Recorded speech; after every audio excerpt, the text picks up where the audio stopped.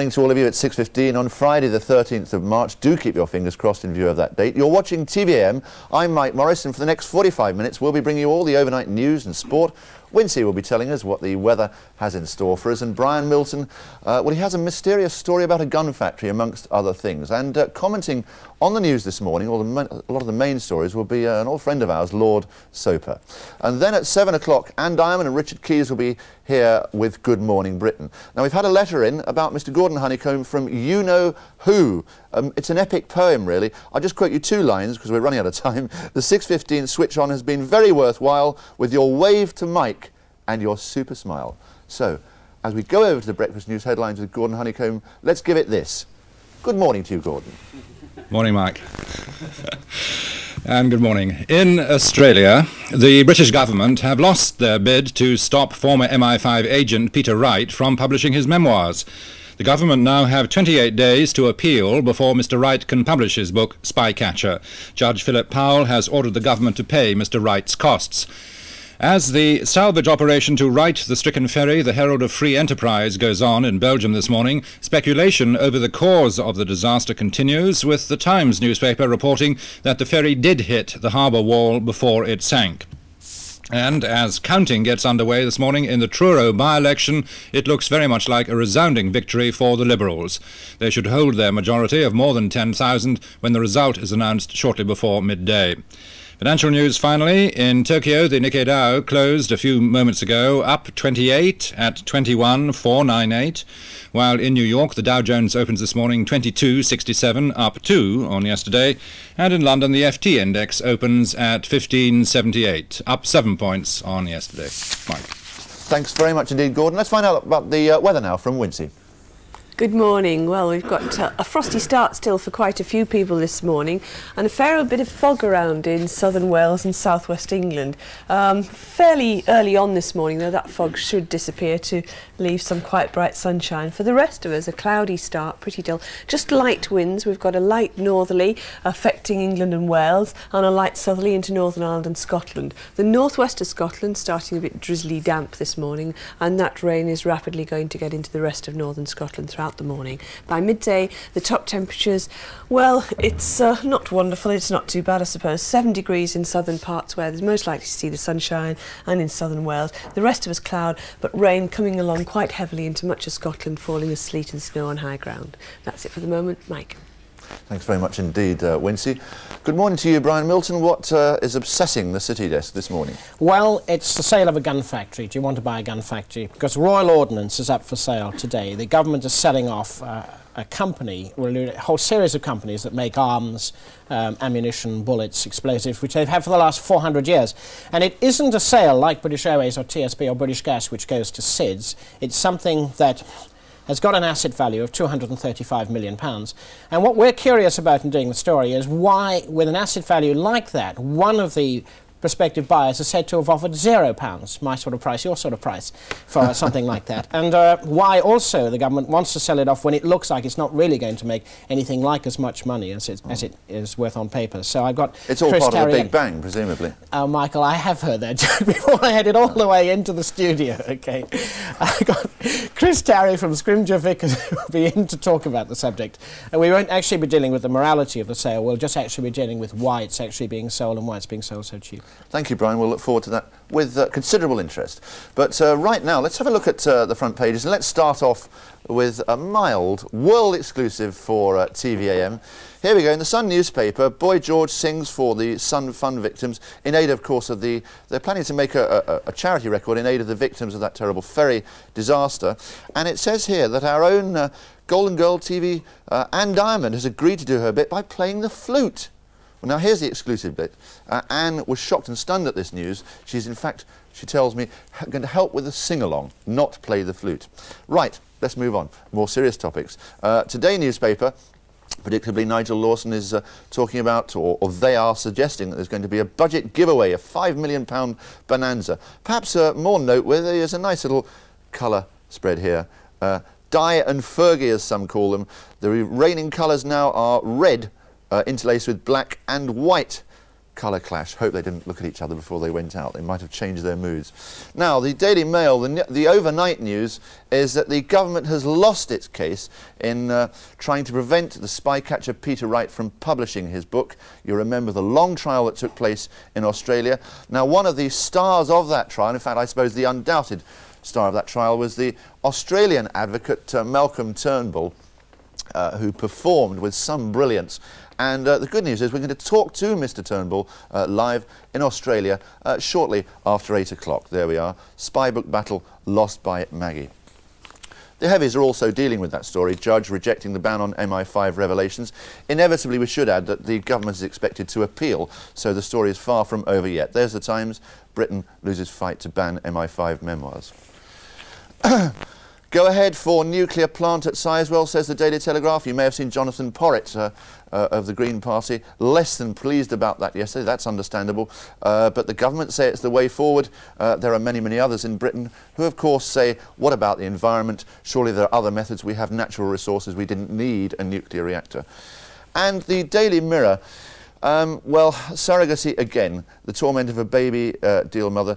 This time it's the story of a surrogate mother who has changed her mind and wishes to keep her twins. And she's won her fight to keep the twins. The judge has backed that emotional plea from the mother. And the Star 2, surrogate mother keeps twins. Tears of joy on behalf of the surrogate mother. We'll be coming back to that story a little bit later on, complete with an insight on that kind of story from America. Right, let's move on. Let's face it, we British, well, we are a nation of eccentrics, aren't we? Where else would 4,000 people, including 2 ex-prime ministers, a rodent superstar, queue up for hours in the freezing cold to vote a man into a job that isn't really a job at all? Well, it was, of course, the election for the new Chancellor of Oxford University. And as Adam Bolton reports, this normally genteel event has turned into a hard-fought political race. It's a contest to put on fancy dress a few days a year, drink a few toasts and talk in Latin. But in a high-class field, an ex-Prime Minister, a former head of the European Community, a member of the House of Lords and a superstar rodent all want to be Chancellor of the University of Oxford. I've been invited to become Chancellor, and that's a great honour. And those who have invited me cover the whole of the political field, from right to middle to left. But I'm essentially the academic candidate in this field. I like winning elections, but more than that, I mean, it would be a great honour to have this job. Well, I'm an international sensitive performing artiste and I've been nominated, mate. But they're discriminating against me because I'm a rat.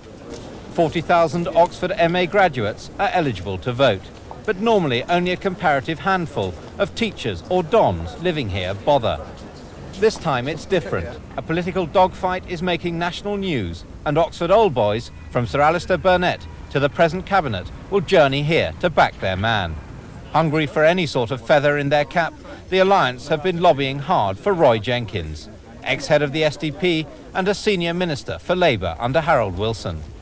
And despite Oxford's stodgy Conservative image, Jenkins is favourite to win. But mainly because the Tory vote, a natural majority, is split. In the blue corner, Lord Blake, Thatcherite, historian and head of Queen's College. In the other blue corner, Ted Heath, anti-Thatcherite, ex-Prime Minister and sometime organ scholar at Balliol College. I have been leader of the Conservative Party and I have been Prime Minister, and I'm still a Member of Parliament. Supporting the Conservative Party, I don't see how I can be accused of splitting the Conservative vote. I was the first candidate to declare himself on the field. And if it's a matter of splitting the Tory vote, it's Mr. Heath who's splitting it and not me. Not being a Heath fan, you might think Mrs. Thatcher, who has a vote herself, would put the word out for the loyal Blake. But in fact, top Tories like Willie Whitelaw and Lord Hume are backing Heath. The idea apparently is that if Ted's tied up at Oxford, he'll be less of a thorn in the Tory flesh at Westminster. Thatcher haters on the hard left are already on with Heath. So if Blake's vote collapses further, Ted might pip Roy. Much has been made of the educated nature of this electorate, but don't be too taken in. In most of the world's universities, you have to work for several years after your first degree to get an MA. Here, you just have to make sure your bar bills are paid when you leave, wait a couple of years, and you get your master's and your vote automatically. Adam Bolton, TVAM, Oxford. Just a quick postscript to that story. Roland Rat's pink Ratmobile was in fact nicked for illegal parking shortly after that little interview took place, so that's presumably jeopardised his plea and quest to become the Chancellor. Adam Bolton, the City of Dreaming Spires there, and our first guest this morning, Lord Soper, was watching that with interest or disdain, Lord Soper? Well, with a certain amount of criticism, because I was at Cambridge. Yes. The other places. The other place, and I think we do things rather better there. Yes. But I'm, on the whole, in favour of it. I think there's nothing so dangerous as taking a totally scientific view, if you can, to the world in which you live. I'm all for a bit of panoply and pomp and circumstance. Yes. As a pacifist, I would keep the changing of the guard for the spectacular aspect of it, and this is a piece of very amiable business, which I think lightens the load of the kind of world in which we live.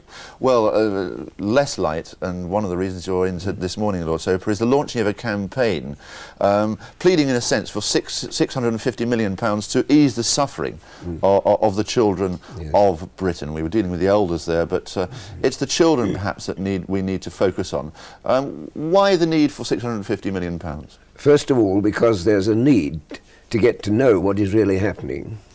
And unless you have something that is spectacular, something which the media can take up, something which will claim attention, you're not likely to get the proper respect for and attention to the problem. It is a terribly difficult problem to assess and to quantify, but let me give you one or two particulars. I believe that there are between 1 and 2 out of every 5 school children have at some time or other smoked, and do smoke quite regularly. 1 out of every 3 boys and 1 out of every 4 girls are accustomed to drinking, and I want to be careful not to exaggerate, but have been drinking heavily and have been drunk quite recently. Yes. Now, I regard these things not just from the nonconformist conscience in which I was reared, but as indications on the surface of something that is far deeper. And there are 80,000 kids today who are homeless, and 110,000 every year homeless families. Delinquency among children is progressively increasing, and the provision for them is more or less custodial, which is completely wrong. And I want this money to be applied not to the relief of those who are already fairly well off and income tax reductions and so forth. I want this money applied to the recovery of the opportunity for millions of children to lead the kind of life that I would want them to live, and indeed they can under the present circumstances if we pay enough attention to them. Lord Soper, we're going to come back to this and deal with the roots of it. I think it's been mentioned that thousands of children are growing up angry, and later, shortly, we'll examine just why, in some detail, why they are angry. We must move on to sport, though, which is not totally inappropriate. Prince Philip was saying one of the answers is, let's play more sport, let's give the youngsters more facilities. So here's the sports headlines for you. Graham Souness is set to sign his 6th English player since taking over as manager of Glasgow Rangers. He's now lined up Gary Mills of Forest, the transfer fee likely to be around £150,000. Meanwhile, Rangers are facing competition for the signature of Oxford's international midfielder Ray Houghton from none other than city rivals Celtic. Houghton, though, won't be moving from the Manor Ground until the end of the season at least. The great man Liam Brady, well, he's completed his transfer to West Ham yesterday. He goes straight into the side for tomorrow's game against Norwich. Some disappointment for Britain in the World Ice Skating Championships in Cincinnati. Joanne Conway, I'm afraid, slipped to 11th place after nearly falling in the ladies' short programme. The freestyle section still to come. Now, cricket, and Richard Hadley will be playing for Nottinghamshire next season after all. He'll be available from the second half of May. Badminton, briefly, some good news. 2 Englishmen through to the quarter-finals of the Yonex All-England Championships for the first time since 1948. Commonwealth Games champion Steve Badley takes on an unseeded Indonesian, but Darren Hall, he's got a tough one. He's got to take on the favourite, Morton Frost. Right, let's go straight to the weatherboard. Wincy. Speaking of Morton Frost, we've got a bit about this morning. Good morning. Most of it should have gone fairly rapidly though. Fog about as well in southern Wales and southwest England, that too clearing away fairly quickly to reveal some quite pleasant sunshine about. But for most of us a cloudy start to the day, and northwestern parts of Scotland with a little bit of drizzly rain, and that rain increasing and getting into all northern Scotland throughout the morning. We're starting off with light winds. We've got a light northerly affecting Wales and England and a light southerly affecting Northern Ireland and Scotland, and by midday the top temperatures not too bad, I suppose, in the south, 7 degrees, where there's most likely to be quite a bit of sunshine about, and southern Wales.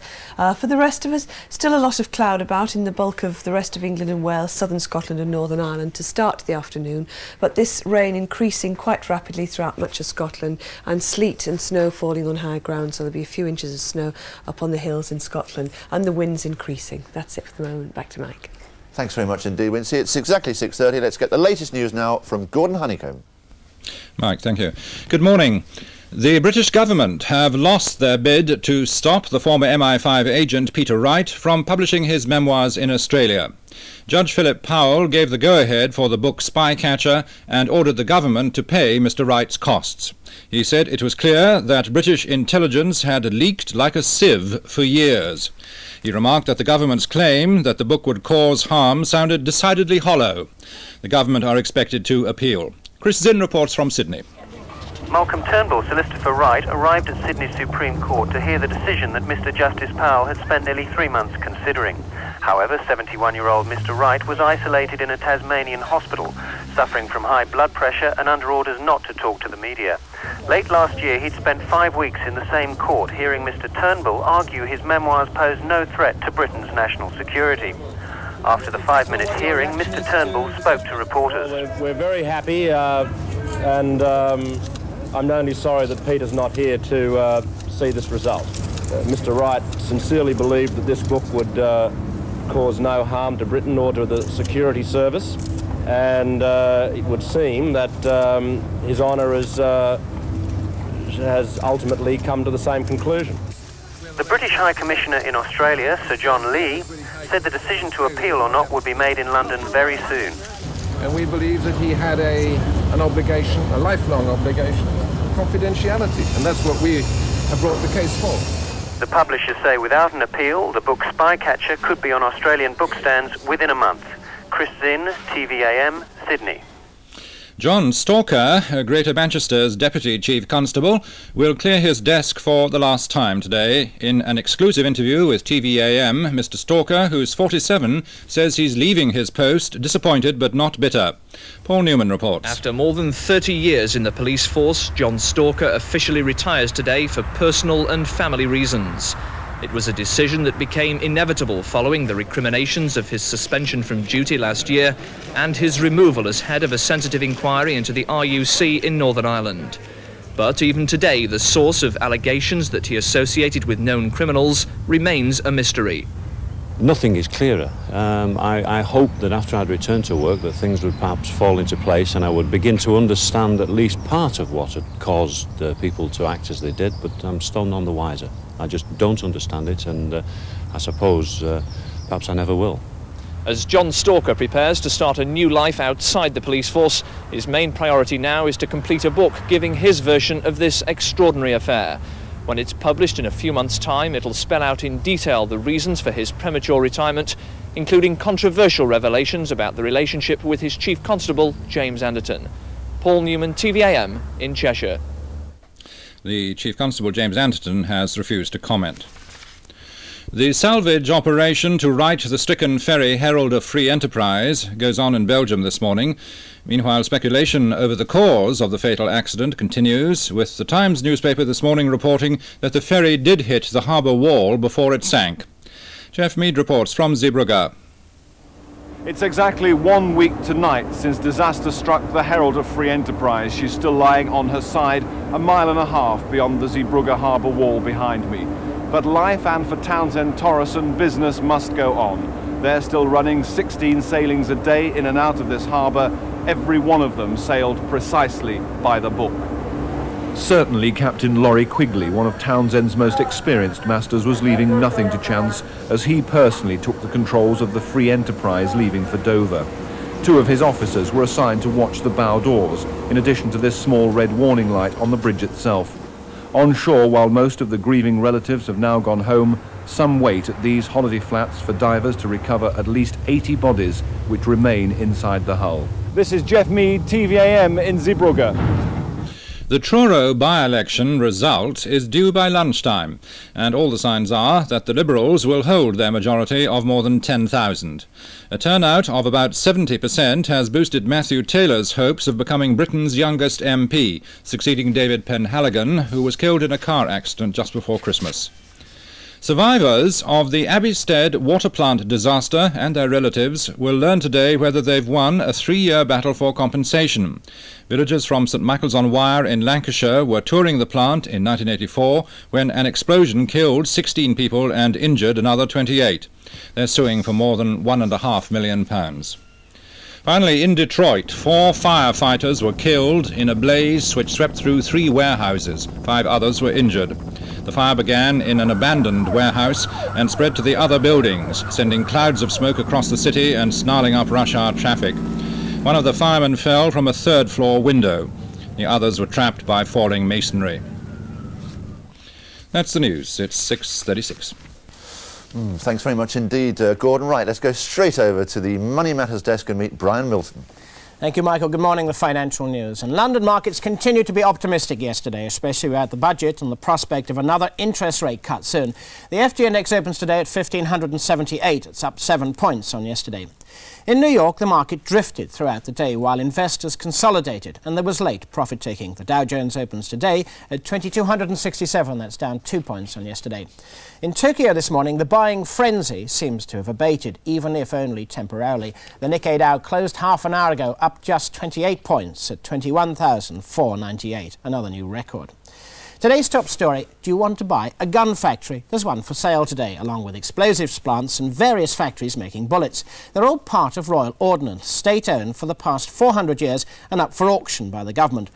Royal Ordnance has a paper value, breaking it down, selling property, that sort of thing, of £235 million, a bit beyond the pockets of people like you and me, so there are only 3 buyers in the field. Curiously, one of them is reported to be offering the princely sum of £0, my sort of price.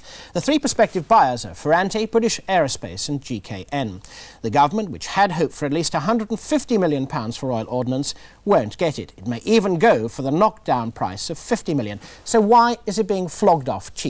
Chris Terry, industrial analyst at Scrimgeour Vickers.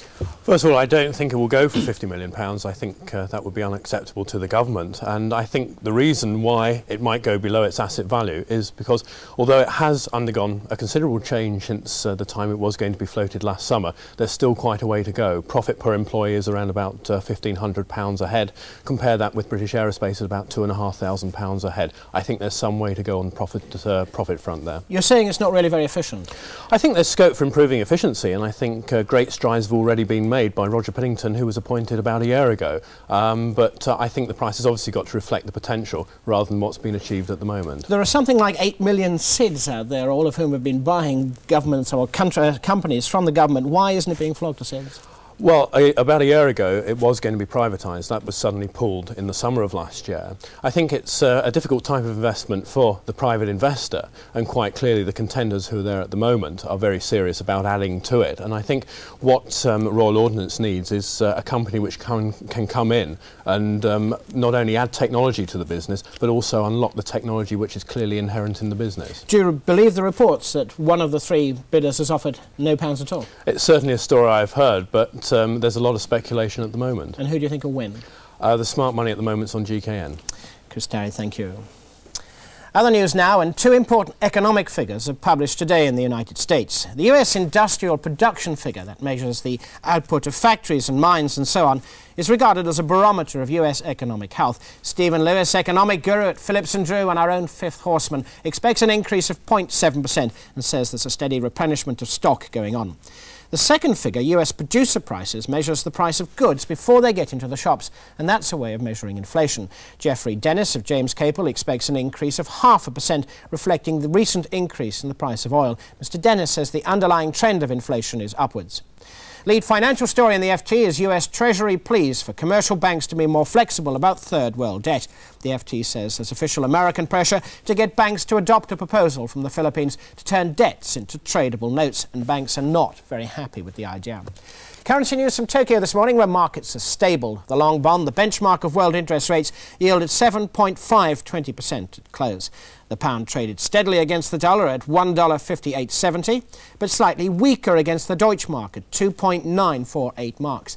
The key dollar-yen rate was stronger at 154 yen 43, while gold remains rather buoyant, trading at $409.15 an ounce. That's it from the financial unit. Our first look at the budget on Monday with Keith Skeer of James Capel. Meanwhile, have a good weekend. Thank you very much indeed, Brian. Big week for you next week, Brian, with that budget. Let's move on to sport right now. Glasgow Rangers manager Graham Souness, well, he's on the verge of taking yet another Englishman north of the border. The latest subject of their attentions is Nottingham Forest tenacious midfielder Gary Mills. The clubs have yet to agree on a fee, but if Mills does sign, he'll become the 6th English player to move to Ibrox since Souness took over. Now, there's speculation this morning that the deal will be completed today, but the Forest manager, Brian Clough, said last night that as far as he was concerned, Mills would be playing for him at Queen's Park Rangers tomorrow. Meanwhile, Glasgow Rangers have competition in their quest to sign Oxford's international midfielder Ray Houghton. The club interested are none other than neighbours Celtic. Houghton's manager at Oxford, Maurice Evans, has confirmed that David Hay had made an inquiry, but added that Houghton would be staying at the Manor Ground at least until the end of the season. Now, as expected, Liam Brady will make his debut for West Ham against Norwich City tomorrow. Brady completed his move from the Italian League yesterday and immediately took part in his first training session with the Hammers. Elsewhere, Britain's Joanne Conway, I'm afraid she slipped to 11th place after the latest short programme in the World Figure Skating Championships in Cincinnati. She lost vital points after stumbling and failing to complete a compulsory movement early in her routine. The free skating programme is still to come. Now, one of the greatest fast bowlers of all time is to stay in English cricket for another season. The New Zealander Richard Hadlee has told Nottinghamshire that after much deliberation he will be coming back for part of the summer. Hadlee first played for Notts back in '78, but on the pitch, meanwhile, Hadlee, well, you can't keep him out of the news. He's taken 6 for 50 as New Zealand skittle out the West Indies for just 100 on the first day of the final test in Christchurch. Tremendous effort, and the Kiwis actually finished on 117 for 2 in reply. Now, badminton, and for the first time since 1948, 2 Englishmen are through to the quarter-finals of the Yonex All-England Championships at Wembley.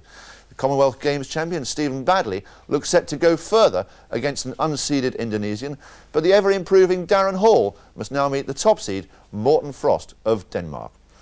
Some bowls news: England are virtually assured of a 5th successive title in the home International Indoor Championships in Aberdeen. They just need to avoid a 50-shot defeat, unlikely, in their final game against Scotland today to keep the title.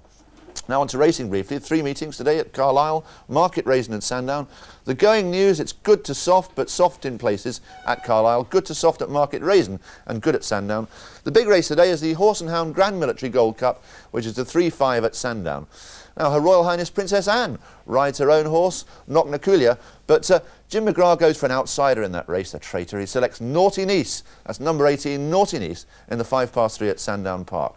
And while on the subject of racing, James himself will be in the studio in about an hour's time when we talk to the first government-backed professional tipster. His name is Steve Tivernan, and he'll be in our Manchester studio later on to tell us all about how he'll benefit from his presence. Let me very briefly, right now, move away from sport, show you 1 or 2 newspaper headlines. The Star says surrogate mother keeps twins. There we go.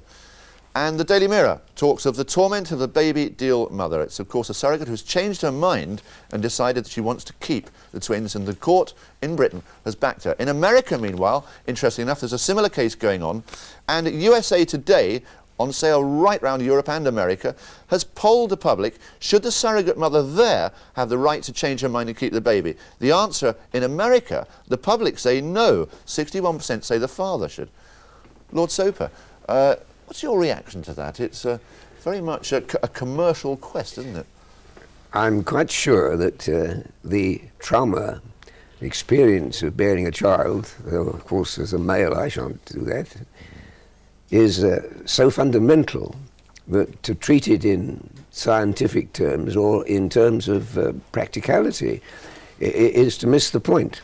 And in that regard, I'm quite sure that the attitude that the mother is primarily concerned is fundamentally so. And it's another instance of what happens if you muck about with basic ideas and concepts that belong to the world as God made it, and not as we try to change it. Yeah. Though I don't for one moment believe that it's wrong that we should help this process of bearing children by such scientific methods as become available. But when you're talking about who has the right and where is the fundamental issue, then I'm quite sure it lies with those who have the experience of bearing the child, rather than those who look on from the outside, whatever their other advantages.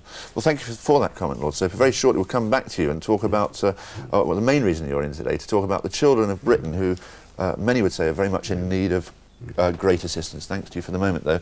Right, the time is exactly 7:15. That means it's time to get the latest news headlines now from Gordon Honeycomb. The headlines. Good morning. In Australia, the British government have lost their bid to stop former MI5 agent Peter Wright from publishing his memoirs. The government now have 28 days to appeal before Mr. Wright can publish his book, Spycatcher. Judge Philip Powell has ordered the British government to pay Mr. Wright's costs. As the salvage operation to right the stricken ferry the Herald of Free Enterprise goes on in Belgium this morning, speculation over the cause of the disaster continues, with the Times newspaper reporting that the ferry did hit the harbour wall before it sank. And as counting gets underway this morning in the Truro by-election, it looks very much like a resounding victory for the Liberals. They should hold their majority of more than 10,000 when the result is announced shortly before midday. Financial news finally. In Tokyo, the Nikkei Dow closed 3/4 of an hour ago, up 28 at 21,498. While in New York, the Dow Jones opens this morning 2267, up 2 on yesterday. And in London, the FT index opens at 1578, up 7 points on yesterday. Those are the headlines. Mike. Right, thanks very much indeed, Gordon. Now, our guest is Lord Soper, and we're discussing really a bid to aid the children of Britain, the theory being that many are suffering, many are being neglected, and the National Children's Home Charity say that a £650 million budget should be allotted right now to help out those children. Lord Soper, we mentioned earlier that the theory is that there are thousands and thousands of children growing up in Britain angry, but I wonder if money towards children is not the priority, but the reform of society itself that makes those children angry. I'm quite sure that there's something fundamentally wrong with the society, so-called, in which a concept like privatisation prevails, and I'm equally sure that you can't separate a moral issue from the means whereby it's hoped that you can deal with it. This particular campaign is the result of the experience of voluntary bodies generally, let alone the National Children's Home, that unless by some spectacular method you bring to the mind of ordinary people these facts, they never get to hear of them. And these facts are monumentally serious. When you consider, for instance, that there is probably no country in Europe where so many youngsters are sent to prison because of the lack of other non-custodial remedies for their delinquency, to say nothing of the fact that a great many kids get drunk, and 1 in 3, I think, certainly smoke. And these are issues which need to be ventilated, because you can't have a society which is worth calling civilized unless you prepare for what the Christian faith says, that start with the children, everything else will come right in its turn. That's what I believe, anyhow. Yes, it's confusing for children at the moment, isn't it? Because many would say, for instance, that the teachers are right to use every effort that they can to improve education, and yet the children are set the example of half days, strikes here, strikes there, and many would say a very poor image of society presented to them by the very people who are their coaches. You put your finger on it there. Half the trouble, perhaps 3/4 of the trouble, is that children are left alone to think for themselves. They don't necessarily go to church, many of them. They don't sit around a family table. Home is the place where you hang around when somebody else has got the car. And consequently, they're lonely in the exact sense of that word. And that's the frustration. So many children, and in my own background. We've 9 grandchildren, 1 great-grandchild. Well, the great-grandchild hasn't begun to operate yet in any intellectual way as well. But it's an enormous problem. And I do believe that 650 million is the least we can spend on doing something to prepare for the next generation and to save the present generation from the decrepitude in which it finds itself in this particular lack of social life. Well, Lord Soper, thanks very much for coming into it. £650 million is your target. Obviously, whatever the money aspect of it is, one hopes that the plight of the thousands of children you mentioned eases in Britain. Thanks very much to you for joining us this morning. Right now, though, we must take a short break.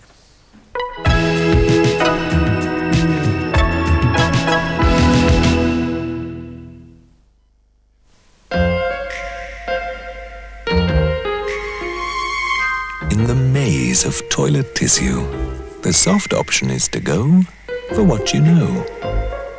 But real luxury is always worth pursuing. Now that Dixel have made a great leap with softest ever Dixel. For sheer luxury, for pure quality, Dixel excels. For strength, for length, Kitten Soft Dixel, the new soft option.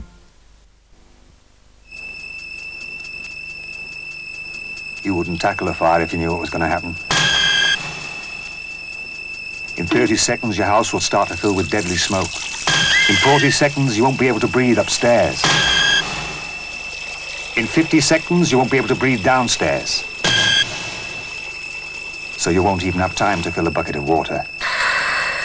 Get out, get the fire brigade out, and stay out. Shopping for the names you can really trust, it's so easy. Want to pay less? Well, you know you can just take it easy. Argos makes life easy for you. Choose at home, that's what you do. It's so easy. A simple way to choose, come and put it to the test. Shopping's easy. Argos cuts the cost for you. The catalogue's free and easy to take it easy. Pick up the new free Argos catalogue now. It's so easy. For quality assured car insurance from the world's largest motoring organisation, dial 100 and ask for free phone AA Auto Quote today. Do you feel all right? Sonatigen, the favourite family of vitamins. Enjoy the luxury of Kitten Soft Dixel and save up to 20 pence into the bargain. Look for these special Dixel packs for details. From Monday on TV-AM, Julie Andrews talks frankly about her life and her move away from the image of Mary Poppins. Julie Andrews starts Monday on TV-AM.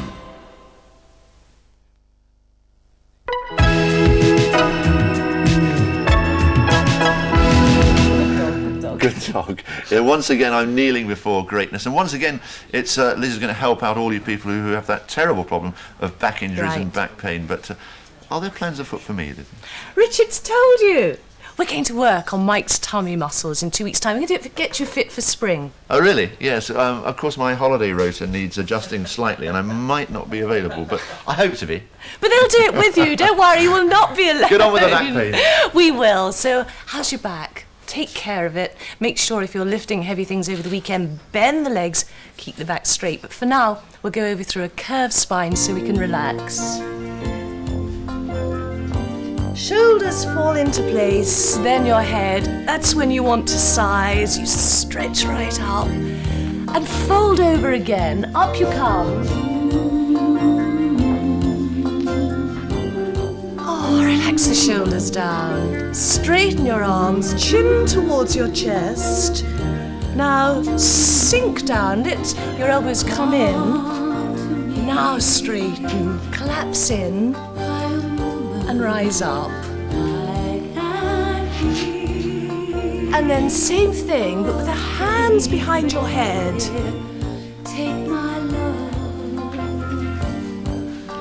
Right back with the elbows. Stay sitting up. Now straighten the arms up, back to the shoulders. Now push away to your sides. In, up again. Now double time it, but stay supporting from the centre, spine straight.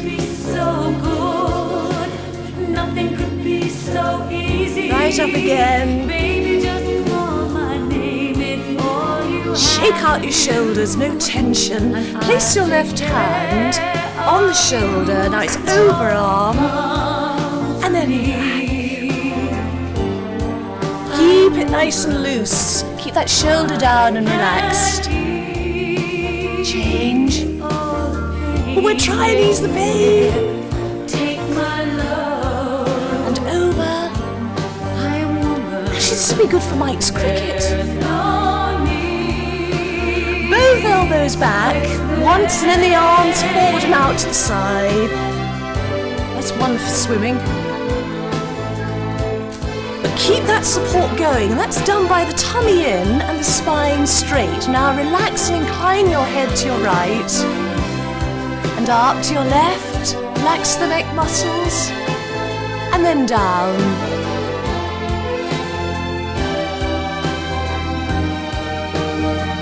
Forgotten something.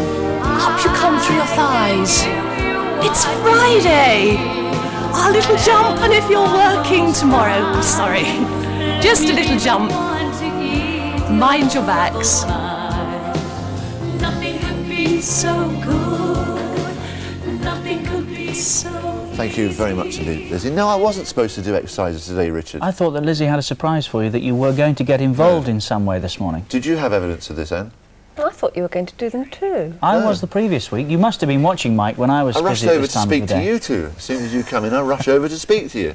It's a good excuse, isn't it? Good morning. Did you see I started off the programme with a world exclusive this morning about you and the Sun newspaper It's playing worried the me a flute? bit. It's worried me a bit, that has. Have you got your flute in with you so we can hear something? No, I'll have to get it out of mothballs.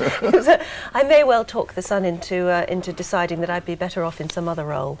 Singing? Yeah, floor manager. No, it's a very worthy cause, certainly. Yes. In aid of they're going to bring out a record that Boy George is going to sing, in aid of, in fact, and others. I think he's just leading the troupe, in aid of the Zeebrugge victims, and of course that's a fantastic idea. And I've put my full weight behind it, and there's a lot of weight at the moment to put behind it. Your full weight whether behind or your not, flute. Yes, exactly. Whether or not I play the flute is entirely dependent on the flute and how it's sounding on the day. Do you still play the flute in your quieter moments? I get it out and have a toot, whether or not you'd call it playing, isn't it?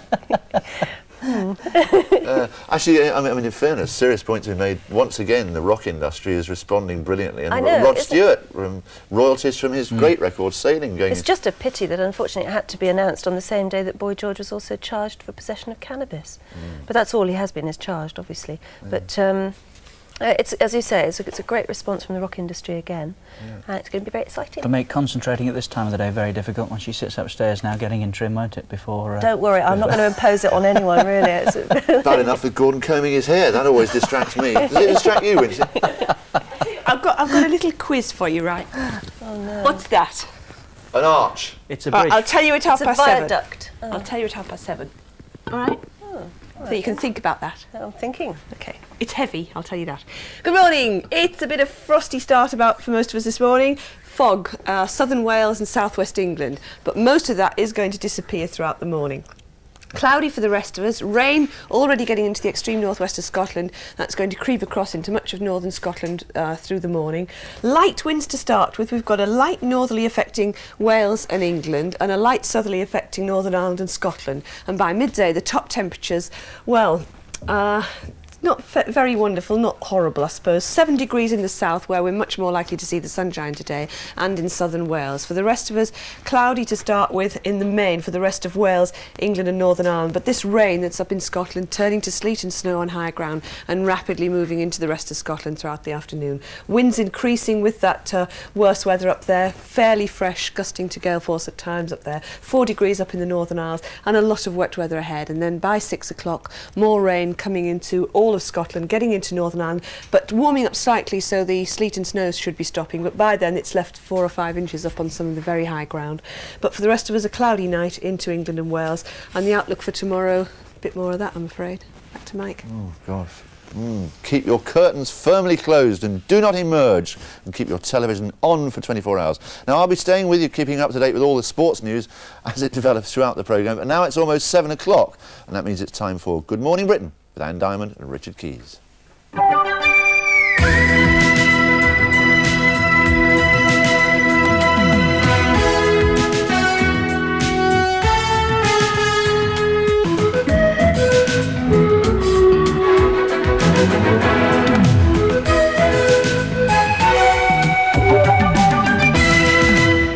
morning. You're watching Good Morning Britain from TVAM. Later on, we'll be joined by the talented Ruby Turner. And just after 8:30, royal dress designer Linka Chirac tells us how she, in fact, has broken into the male bastion of Savile Row. Good Lord. Yes. As an Australian court decides that former MI5 man Peter Wright can publish his memoirs, we go live to Sydney to talk to his lawyer Malcolm Turnbull, the man who's embarrassed the British government. And here the Conservative MP Jonathan Aitken tells us of his brush with the Official Secrets Act. On the day John Stalker officially retires, we talk to the former Deputy Chief Constable about his controversial career. And of course there's After 9 and Jimmy Greaves. But first of all, at 7 o'clock, the news now from Gordon Honeycomb. Good morning, Gordon. Morning, Annie. And the headlines on Friday the 13th of March. Peter Wright's spy book given Australian go-ahead. Stalker leaves for work for the last time. Abbeystead survivors get compensation verdict. And the Liberals look set to hold on to Truro. Good morning. The British government have lost their bid to stop the former MI5 agent Peter Wright from publishing his memoirs in Australia. Judge Philip Powell gave the go-ahead for the book Spycatcher and ordered the government to pay Mr. Wright's costs. He said it was clear that British intelligence had leaked like a sieve for years. He remarked that the government's claim that the book would cause harm sounded decidedly hollow. The government are expected to appeal. Chris Zinn reports from Sydney. Malcolm Turnbull, solicitor for Wright, arrived at Sydney Supreme Court to hear the decision that Mr. Justice Powell had spent nearly 3 months considering. However, 71-year-old Mr. Wright was isolated in a Tasmanian hospital, suffering from high blood pressure and under orders not to talk to the media. Late last year, he'd spent 5 weeks in the same court hearing Mr. Turnbull argue his memoirs pose no threat to Britain's national security. After the 5-minute hearing, Mr. Turnbull spoke to reporters. We're very happy, and I'm only sorry that Peter's not here to see this result. Mr. Wright sincerely believed that this book would cause no harm to Britain or to the security service, and it would seem that His Honour has ultimately come to the same conclusion. The British High Commissioner in Australia, Sir John Lee, said the decision to appeal or not would be made in London very soon. And we believe that he had an obligation, a lifelong obligation, of confidentiality, and that's what we have brought the case for. The publishers say without an appeal, the book Spycatcher could be on Australian bookstands within a month. Chris Zinn, TVAM, Sydney. The Attorney-General, Sir Michael Havers, will study the Australian judge's ruling today before deciding on what grounds the government can appeal. Sir Michael said the verdict was just as we expected. The SDP leader, David Owen, said the whole affair had been monumentally mishandled. One of Peter Wright's main supporters throughout the case has been the Labour MP Dale Campbell-Savers. The government has got a bloody nose in the Australian courts. The government have tried to effectively con the Australian judiciary, and they've lost. The government's case has been seen through. It was a spurious case from the beginning. John Stalker, Greater Manchester's Deputy Chief Constable, will move out of his office today. In an exclusive interview with TVAM, Mr. Stalker, who's 47, says he's leaving his post disappointed but not bitter. Paul Newman reports. After more than 30 years in the police force, John Stalker officially retires today for personal and family reasons. It was a decision that became inevitable following the recriminations of his suspension from duty last year and his removal as head of a sensitive inquiry into the RUC in Northern Ireland. But even today, the source of allegations that he associated with known criminals remains a mystery. Nothing is clearer. I hope that after I'd returned to work that things would perhaps fall into place and I would begin to understand at least part of what had caused people to act as they did, but I'm still none the wiser. I just don't understand it, and I suppose perhaps I never will. As John Stalker prepares to start a new life outside the police force, his main priority now is to complete a book giving his version of this extraordinary affair. When it's published in a few months' time, it'll spell out in detail the reasons for his premature retirement, including controversial revelations about the relationship with his Chief Constable, James Anderton. Paul Newman, TVAM, in Cheshire. The Chief Constable, James Anderton, has refused to comment. A fuller version of that interview will be shown immediately after this news. The salvage operation to right the stricken ferry, Herald of Free Enterprise, goes on in Belgium this morning. Meanwhile, speculation over the cause of the fatal accident continues, with the Times newspaper reporting that the ferry did hit the harbour wall before it sank. Jeff Mead reports from Zeebrugge. It's exactly 1 week tonight since disaster struck the Herald of Free Enterprise. She's still lying on her side, 1.5 miles beyond the Zeebrugge harbour wall behind me. But life, and for Townsend Torrison, business must go on. They're still running 16 sailings a day in and out of this harbour, every one of them sailed precisely by the book. Certainly Captain Laurie Quigley, one of Townsend's most experienced masters, was leaving nothing to chance as he personally took the controls of the Free Enterprise leaving for Dover. 2 of his officers were assigned to watch the bow doors, in addition to this small red warning light on the bridge itself. On shore, while most of the grieving relatives have now gone home, some wait at these holiday flats for divers to recover at least 80 bodies which remain inside the hull. This is Jeff Mead, TVAM in Zeebrugge. The Truro by-election result is due by lunchtime, and all the signs are that the Liberals will hold on to their majority of more than 10,000. The by-election was caused by the death of David Penhaligon, who was killed in a car accident just before Christmas. This report from Adam Bolton in Truro. As ballot boxes and papers were prepared for this morning's count, Truro was on course for no change. The predictions: David Penhaligon's successor, Matthew Taylor, set to become the new MP, with more than half the total votes. The Tory percentage, likely in the 30s. Labour, slightly up perhaps, on their deposit losing 4% in the last election. Post Greenwich, any vote holding itself up must be good. I feel myself we're going to do very well. Better than the general election? We'll have to see. I certainly hope to. I think we've got over 50% of the vote. I think we've proved that the Liberals and the Alliance hold seats. The Liberals are almost certain to have won. The most interesting question is just how badly Labour and the Conservatives have performed. The Tories in particular would like a creditable result, which would fuel pressure for an early general election. Adam Bolton, TVAM, Truro. Survivors of the Abbeystead water plant disaster and their relatives will learn today whether they've won a 3-year battle for compensation. Villagers from St Michael's-on-Wyre in Lancashire were touring the plant in 1984 when an explosion killed 16 people and injured another 28. They're suing for more than £1.5 million. In Ecuador, it's now feared that 2,000 people have been killed in a wave of earthquakes and mudslides last week. 10 earthquakes hit the country's region of high mountains, causing floods and avalanches that swept away homes and brought down communication lines. Money matters now. And Royal Ordnance, the government-owned armaments company, goes on sale today, with a paper value of £35 million. One prospective buyer is said to have £0. The details from our financial correspondent, Brian Milton. Royal Ordnance has been state-owned for the past 400 years and makes guns, explosives, bullets and artillery. It employs 16,000 people in 15 factories and has a paper value of £235 million. Royal Ordnance is being auctioned by the government today after months of delay, and there are 3 main buyers expected to bid: Ferranti, British Aerospace and GKN. Press reports last weekend said that one of them had offered £0 to buy the company. In any case, it'll go well below its asset value.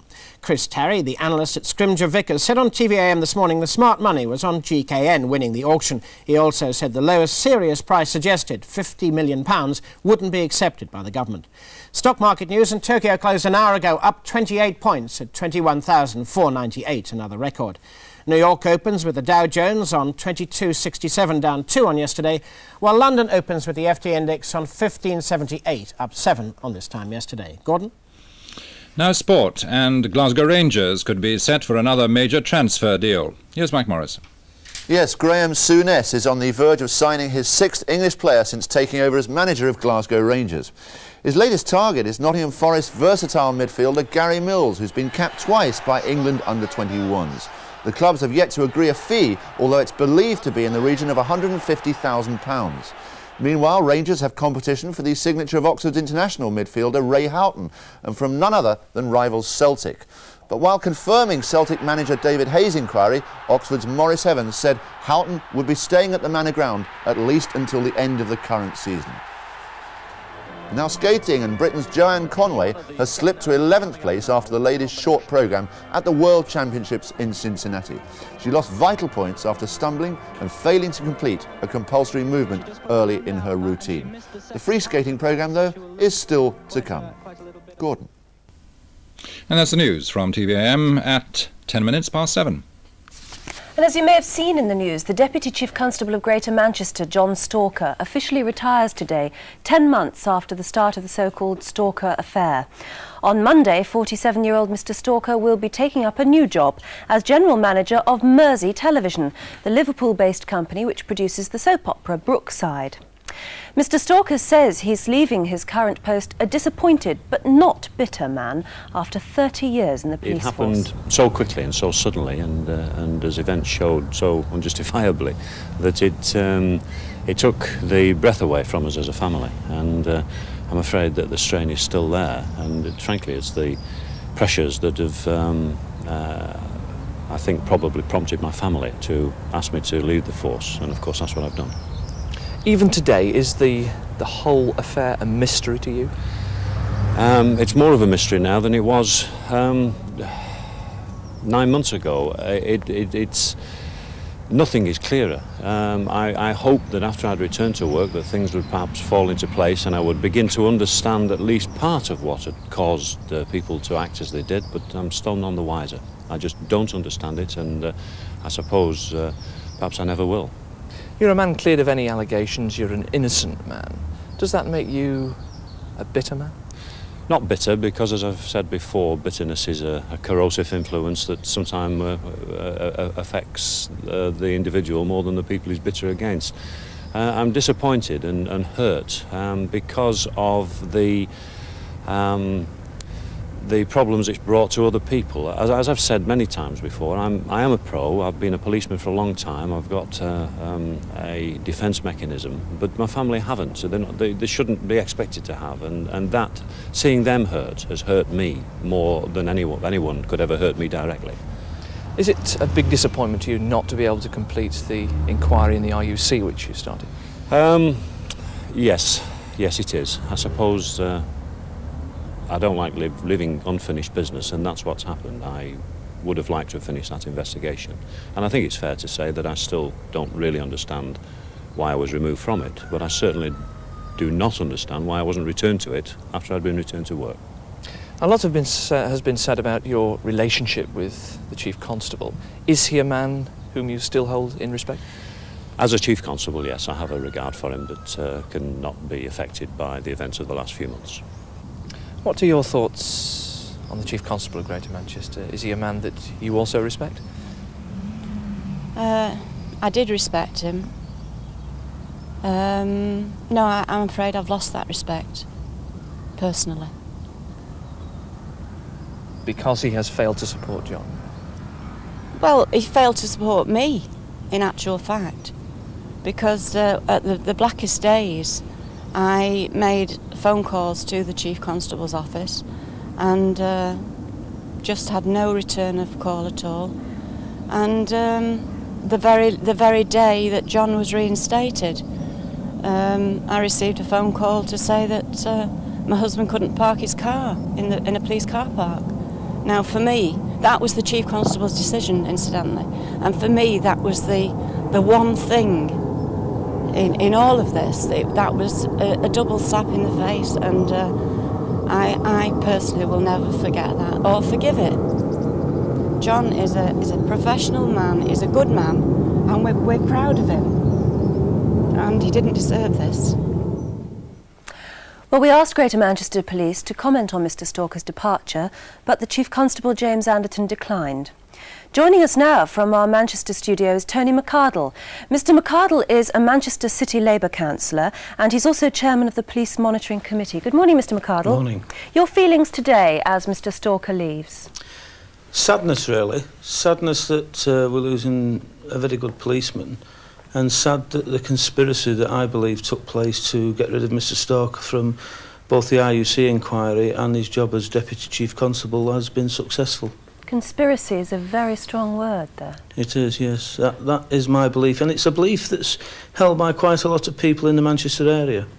Will we ever know why Mr. Stalker found himself in this problem, in this position, or even in the middle of this conspiracy, or as the victim of this conspiracy, as you say?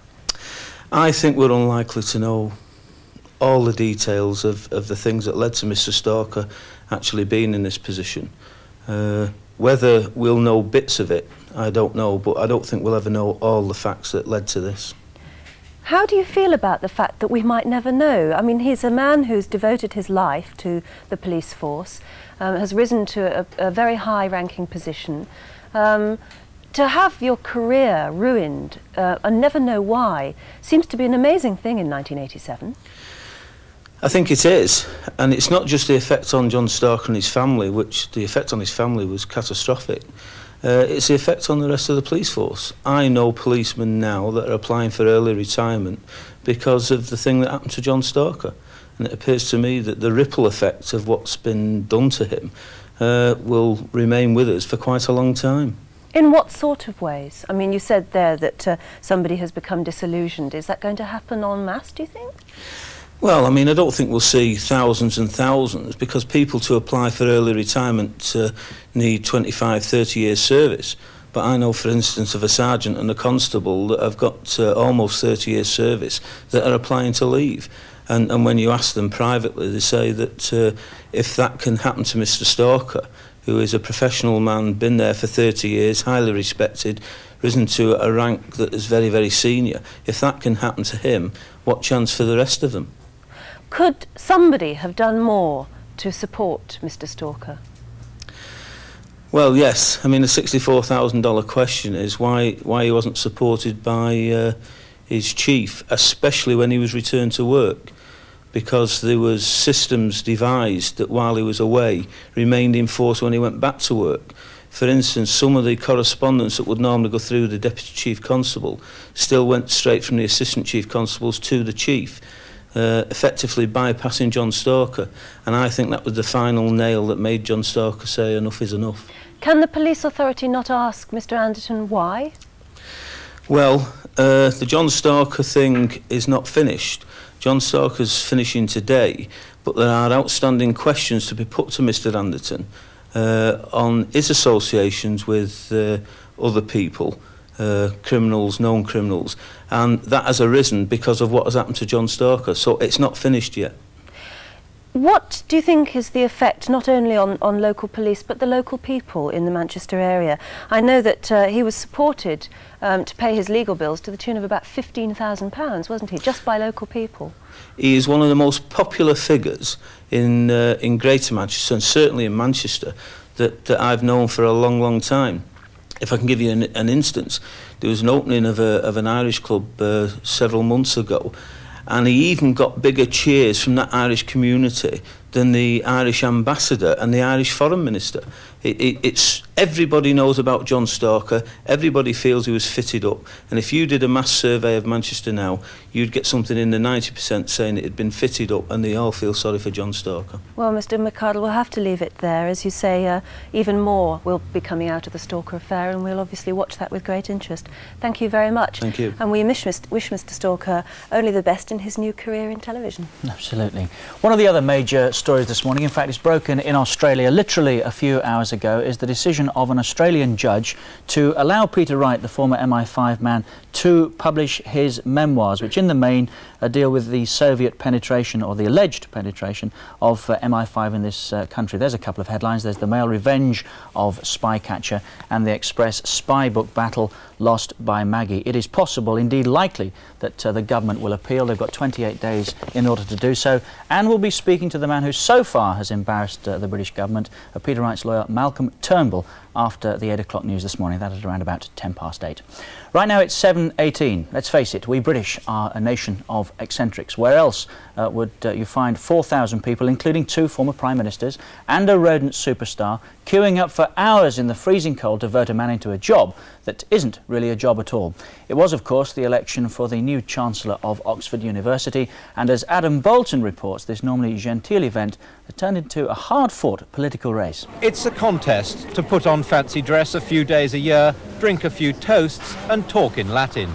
But in a high-class field, an ex-Prime Minister, a former head of the European Community a member of the House of Lords and a superstar rodent all want to be Chancellor of the University of Oxford. I've been invited to become Chancellor, and that's a great honour. And those who have invited me cover the whole of the political field, from right to middle to left. But I'm essentially the academic candidate in this field. I like winning elections, but more than that, I mean, it would be a great honour to have this job. Well, I'm an international sensitive performing artiste, and I've been nominated, mate. But they're discriminating against me because I'm a rat.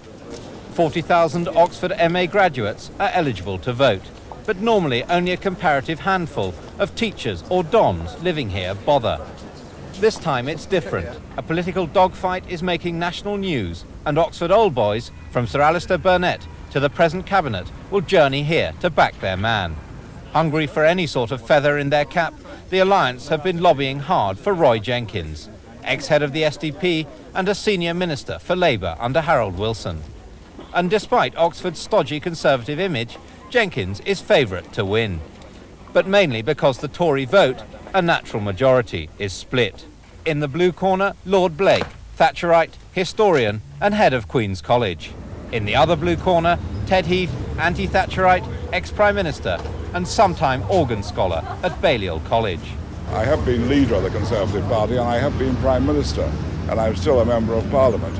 Supporting the Conservative Party, I don't see how I can be accused of splitting the Conservative vote. I was the first candidate to declare himself on the field, and if it's a matter of splitting the Tory vote, it's Mr. Heath who's splitting it and not me. Not being a Heath fan, you might think Mrs. Thatcher, who has a vote herself, would put the word out for the loyal Blake. But in fact, top Tories like Willie Whitelaw and Lord Hume are backing Heath. The idea, apparently, is that if Ted's tied up at Oxford, he'll be less of a thorn in the Tory flesh at Westminster. Thatcher haters on the hard left are already on with Heath. So if Blake's vote collapses further, Ted might pip Roy. Much has been made of the educated nature of this electorate, but don't be too taken in. In most of the world's universities, you have to work for several years after your first degree to get an MA. Here, you just have to make sure your bar bills are paid when you leave, wait a couple of years, and you get your master's and your vote automatically. Adam Bolton, TVAM, Oxford. Where was his cloak? Worth pointing out that he paid all his bar bills, didn't he, Adam Bolton? I hope so. He got his vote. What about the rat, though? It's not the way to treat a superstar, that, no, is it? No, it isn't. And what's more, the Oxford police even nabbed his car. Yes, they nicked him yesterday for parking on double yellow lines. And for having a false number plate, Rat 1. Well, in whose opinion is it false? That's what I'd like to know. And very briefly, a line from George Aiken, who actually arranged for Rowland to be nominated. He was turned down, actually, not because he was a rat, but because the university said that he wasn't a person. They say, horror, Rowland was just a puppet. Back snapped Mr. Aiken. I pointed out that that hasn't stopped politicians applying for the job in the past. Oh! 1-1. We should take a break.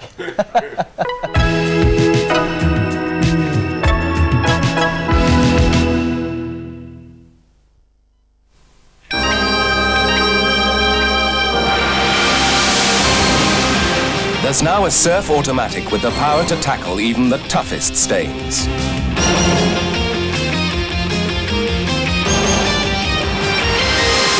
A Surf with a special deodorizing action to get your clothes totally fresh. And biological power to get your wash really clean.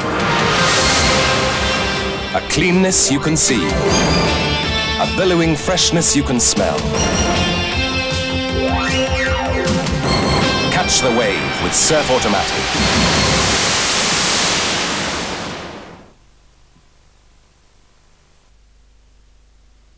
Wake up this Sunday to TV AM.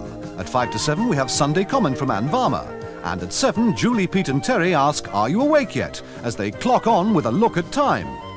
7:25 sees Timmy and Michaela with another edition of Whack Extra. And at 8:30, David Frost takes a look back over the topical events of the week. So that Sunday Comment, Are You Awake Yet?, Whack Extra and David Frost on Sunday. All this Sunday on TV AM.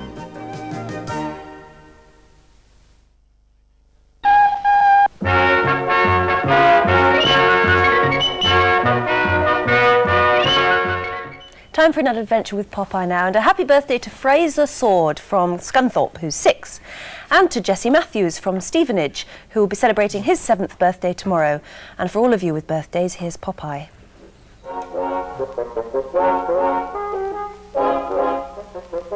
Yes, Sweepy. Our family of Popeye goes back a long time. Here, looks, this is our family mast. Some people has got family trees, but we got family masts on account of we was mostly seafaring men. Who was that? Well, he was almost hung for a pirate, but he really wasn't one. He was really a honest seafaring, God-fearing salt. Only he was felled upon by evil companions. Here's how it all happened, right out of his own diary.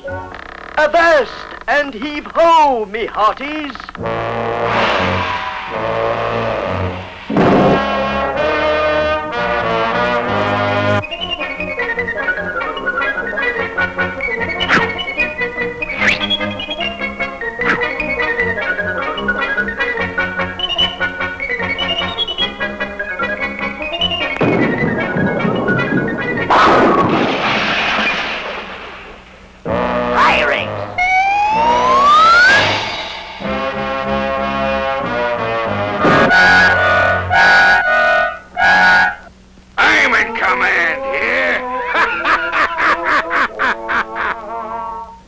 I wish you would reconsider, sir. You?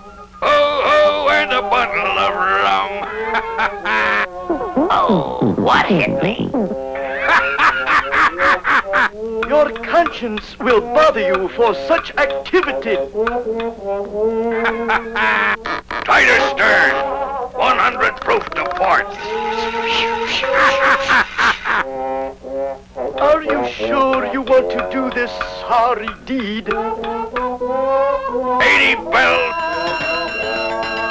and all's well. Down the hatch. This is sheer madness. Up with the flag! I shall report this to the proper authorities. Batten down the hatches. They are battened down, Captain. Well, batten them down again. Such unseemly conduct. You gotta get your sea legs.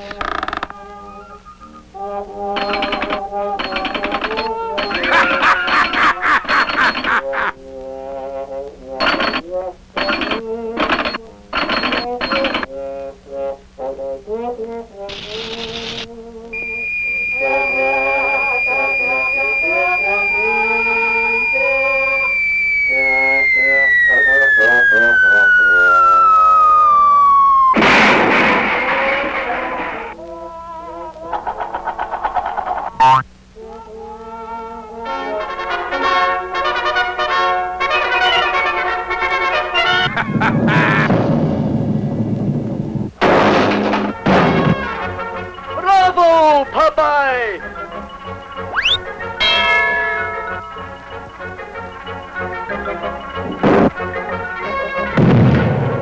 Give him the old what for?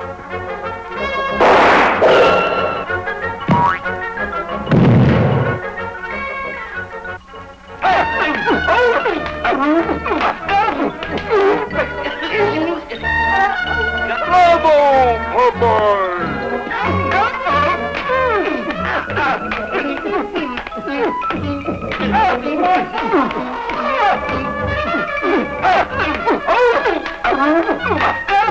Bravo, Popeye!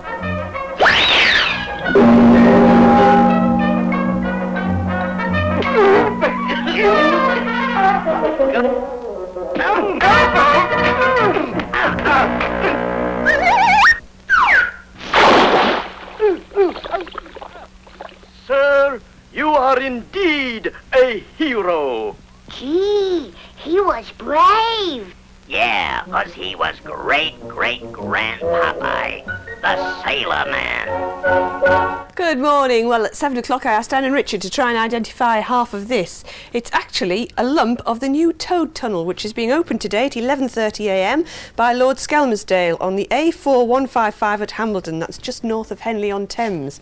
And this is going to be right under the road, and the toads are going to be channelled using plastic fences so that they all travel under there and they don't all get squashed. And why this is so phenomenally new is because it keeps it damp. The old toad tunnels that you used to try were dried out and the concrete flaked, and the toads used to ingest bits of it and die. And so this is going to end up all slimy inside, just how toads like it. Lovely. Great. So we'll all join in together and squeeze under the A4155. Right, OK, I'm going to shift over here a bit and show you the weather. It's going to be foggy this morning in southwest England and in southern Wales. Those fog patches clearing to reveal some quite good sunshine today, but for the rest of us we're starting off cloudy. We've got a fair bit of rain coming into northwestern Scotland and drenching much of Scotland throughout the afternoon. By midday, the top temperatures 7 degrees at best in the south, where it's likely to be sunniest. Winds increasing up in the north there, bringing quite a lot of heavy rain and a few inches of snow on high ground up in Scotland. That rain moving its way down throughout the day. That's it, Richard. And before Wincy mentions it, it is too small for me, that Toad Tunnel. I will never squeeze through there. It's 7:30. You're watching Good Morning Britain on TVAM. In a moment, we profile the last of the Nazi leaders, Rudolf Hess. And we meet pop singer Ruby Turner. But first of all, at 7:30, the news from Gordon Honeycomb. Hello, good morning. The British government have lost their bid to stop the former MI5 agent Peter Wright from publishing his memoirs in Australia. Judge Philip Powell gave the go-ahead for the book Spycatcher and ordered the British government to pay Mr. Wright's costs. He said it was clear that British intelligence had leaked like a sieve for years. He remarked that the government's claim that the book would cause harm sounded decidedly hollow. The government are expected to appeal. Chris Zinn reports from Sydney. Malcolm Turnbull, solicitor for Wright, arrived at Sydney Supreme Court to hear the decision that Mr. Justice Powell had spent nearly 3 months considering. However, 71-year-old Mr. Wright was isolated in a Tasmanian hospital, suffering from high blood pressure and under orders not to talk to the media. Late last year, he'd spent 5 weeks in the same court hearing Mr. Turnbull argue his memoirs pose no threat to Britain's national security. After the 5-minute hearing, Mr. Turnbull spoke to reporters. We're very happy and I'm only sorry that Peter's not here to see this result. Mr. Wright sincerely believed that this book would cause no harm to Britain or to the security service, and it would seem that His Honour has ultimately come to the same conclusion. The British High Commissioner in Australia, Sir John Lee, said the decision to appeal or not would be made in London very soon. And we believe that he had an obligation, a lifelong obligation, confidentiality, and that's what we have brought the case for. The publishers say without an appeal, the book Spycatcher could be on Australian bookstands within a month. Chris Zinn, TVAM, Sydney. John Stalker, Greater Manchester's Deputy Chief Constable, will move out of his office today. In an exclusive interview with TVAM, Mr. Stalker, who's 47, says he's leaving his post disappointed but not bitter. Paul Newman reports. After more than 30 years in the police force, John Stalker officially retires today for personal and family reasons. It was a decision that became inevitable following the recriminations of his suspension from duty last year and his removal as head of a sensitive inquiry into the RUC in Northern Ireland. But even today, the source of allegations that he associated with known criminals remains a mystery. Nothing is clearer. I hope that after I'd returned to work that things would perhaps fall into place and I would begin to understand at least part of what had caused people to act as they did, but I'm still none the wiser. I just don't understand it, and I suppose perhaps I never will. As John Stalker prepares to start a new life outside the police force, his main priority now is to complete a book giving his version of this extraordinary affair. When it's published in a few months' time, it'll spell out in detail the reasons for his premature retirement, including controversial revelations about the relationship with his Chief Constable, James Anderton. Paul Newman, TVAM, in Cheshire. The Chief Constable, James Anderton, has refused to comment. The salvage operation to right the stricken ferry Herald of Free Enterprise goes on in Belgium this morning. Meanwhile, speculation over the cause of the fatal accident continues, with the Times newspaper reporting that the ferry did hit the harbour wall before it sank. In Detroit, 4 firefighters were killed in a blaze which swept through 3 warehouses. 5 others were injured. The fire began in an abandoned warehouse and spread to the other buildings, sending clouds of smoke across the city and snarling up rush hour traffic. One of the firemen fell from a 3rd-floor window. The others were trapped by falling masonry. Finally, the Truro by-election result is due by lunchtime, and all the signs are that the Liberals will hold on to their majority of more than 10,000. A turnout of about 70% has boosted Matthew Taylor's hopes of becoming Britain's youngest MP, succeeding David Penhaligon, who was killed in a car accident just before Christmas. That's the news, 7:35, Richard. Gordon, thank you. The former Nazi, Rudolf Hess, is reported to be at death's door. His son has said that 92-year-old Hess is seriously ill with pneumonia and hasn't got long to live. This latest news has renewed calls for his release from Spandau prison, where he's been locked up for more than 40 years. Once Hitler's deputy, Rudolf Hess is the only survivor of the inner Nazi party. On May the 10th, 1941, Rudolf Hess, Deputy Führer of the Third Reich, bailed out of his Messerschmitt aircraft near Glasgow. He'd flown from Germany on a bizarre peace mission. The mission failed and Hess remained in captivity for the rest of the war. But it's still unknown whether Hitler knew anything of the trip, nor is it known whether anyone in Britain seriously entertained Hess's proposal of an Anglo-German Axis. Many, including Hitler, dismissed him as insane, and at the Nuremberg trials after the war, Hess's behaviour seemed to bear this out.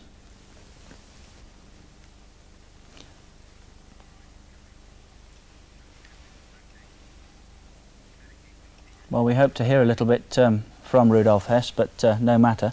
In 1946, Hess has been held at Spandau prison in West Berlin. For the past 20 years, he's been the sole inmate guarded in turn by British, French, Soviet and American forces. Keeping him in jail occupies 108 people daily at a cost of £750,000 a year. Officially, it's the obstinacy of the Russians that has held him there. Britain has lodged 20 appeals with the Soviets for Hess's freedom. But Hess's son, Wolf, believes Britain had something to hide about the wartime negotiations with his father and was secretly pleased to let things be. A file in the British War Archives, classified until 2017, may yet reveal the truth. Well, we've been joined by Professor Gerald Draper, who was present at the Nuremberg trials when Hess was sentenced. Professor, good morning to you. Have you any more information than we have about his current state of health? How ill do you think he is? No, I have no further information. I would say that from all the reports he's fairly seriously ill. That is, he has been in a very dicky state for a great number of years. It's open to doubt whether he really knows where he is, and that has been the position for some time. His father, his son and others have been agitating quite strongly for him to be released in order that he may spend his final days outside of the prison, and there is a lobby of sympathy for that movement in this country. It sounds from all that we have heard as if he is reaching the final stages of his life. What sort of man, I have to say, was he? Because one presumes things have moved on a little bit as far as he's concerned in terms of the state of his mind and his health. But what sort of man was he? You met him, didn't you? I saw him many times at Nuremberg. He was an extremely strange man. One never knew really whether this was a man who was genuinely an abnormal person, or was a person playing an extremely astute game of pretending to be abnormal. On balance, people came to the conclusion that he really was in some way peculiar, but that he was fit enough to stand his trial. This man remained almost utterly silent throughout the length of this extremely long trial, showing no emotion, staring into space and saying absolutely nothing. But he received life imprisonment for his participation in the establishment of the Third Reich and the evil aspects of its ideology, right up till the time that he flew to England in 1941. And it may not be generally known that Hitler was extremely incensed when he discovered that Hess had flown to Scotland, and no less than 6 of his personal aides were put into a concentration camp very smartly on the orders of the Führer for allowing Hess to escape. Those that have campaigned for his release have done so in the main on the basis that because he was in captivity since, or from 1941, then he didn't have such a major part to play. that perhaps he shouldn't have been sent to prison for life, or indeed he maybe should have been let out before now. Is that an opinion you would go along with? My opinion would go along in part with that. The Soviets took a very firm view. At the time the court came to consider the sentences upon the accused at the Nuremberg trial, the Soviet Union took a view which is as follows. All of them should have been convicted, and nearly all of them should have been hanged. The Soviets considered that the United Kingdom attitude was not right in allowing certain of them to have imprisonment, and I regret to say there was a certain amount of trading that went on, no doubt, behind closed doors as to who got the death sentence and who didn't.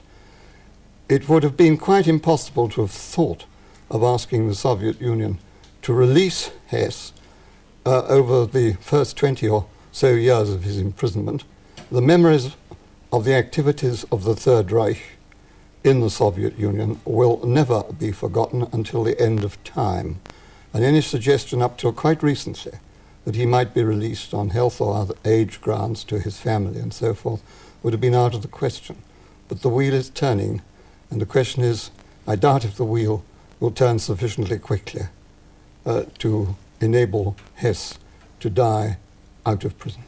Professor, it has been again speculation that perhaps he knows a little bit more than we know, than he's ever told. Do you think he has some dark secret that perhaps could cause major embarrassment to either the British or the Russians, and that's why he's been kept as long as he has? I could throw no light on that. It's an intriguing question. It may be so, it may not. I'm not in a position to make any assessment on that.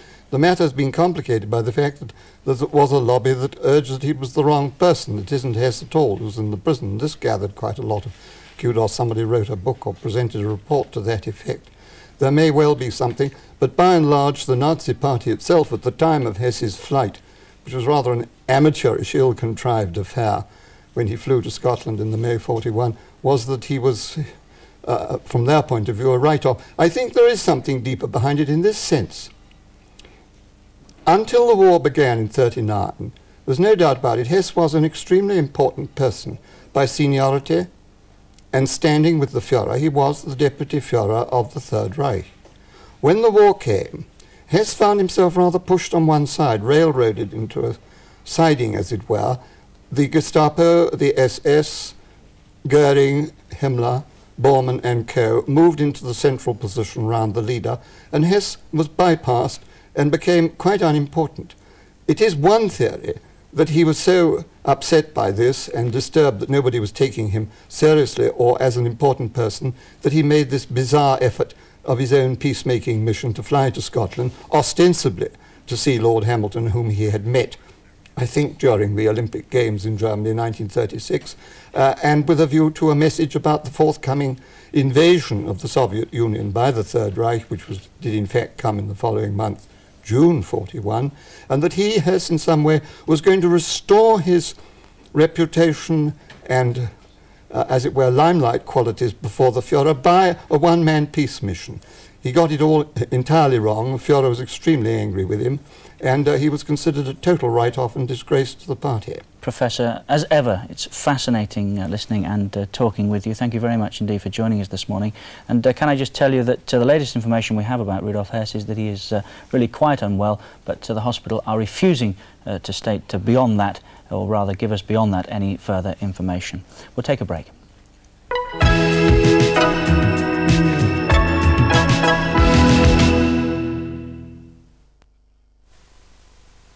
We, the Penguins, entered a rally. We hoped that we would come first.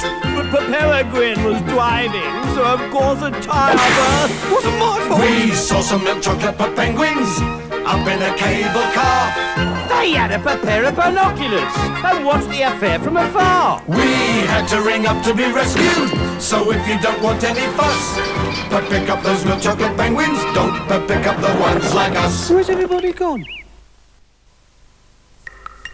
Take a fresh look at your cooking and try White Flora.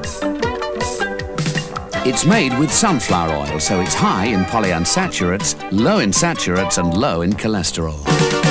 White Flora, for today's kind of cooking.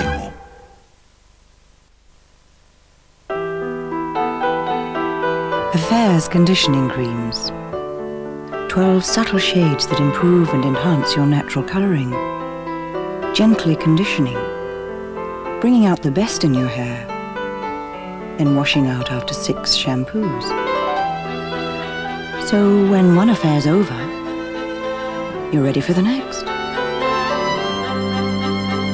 Affairs from Schwarzkopf. It's bigger, 30% bigger. Home and Freezer Digest. More help with your microwave, bigger help with your baking, plus a rewarding new game. Home and Freezer Digest. The youngest ones, always choose the youngest ones. The youngest ones, just sit plump and whole. Like love, while the taste is on. 'Cause you just can't bear when youngest ones have gone.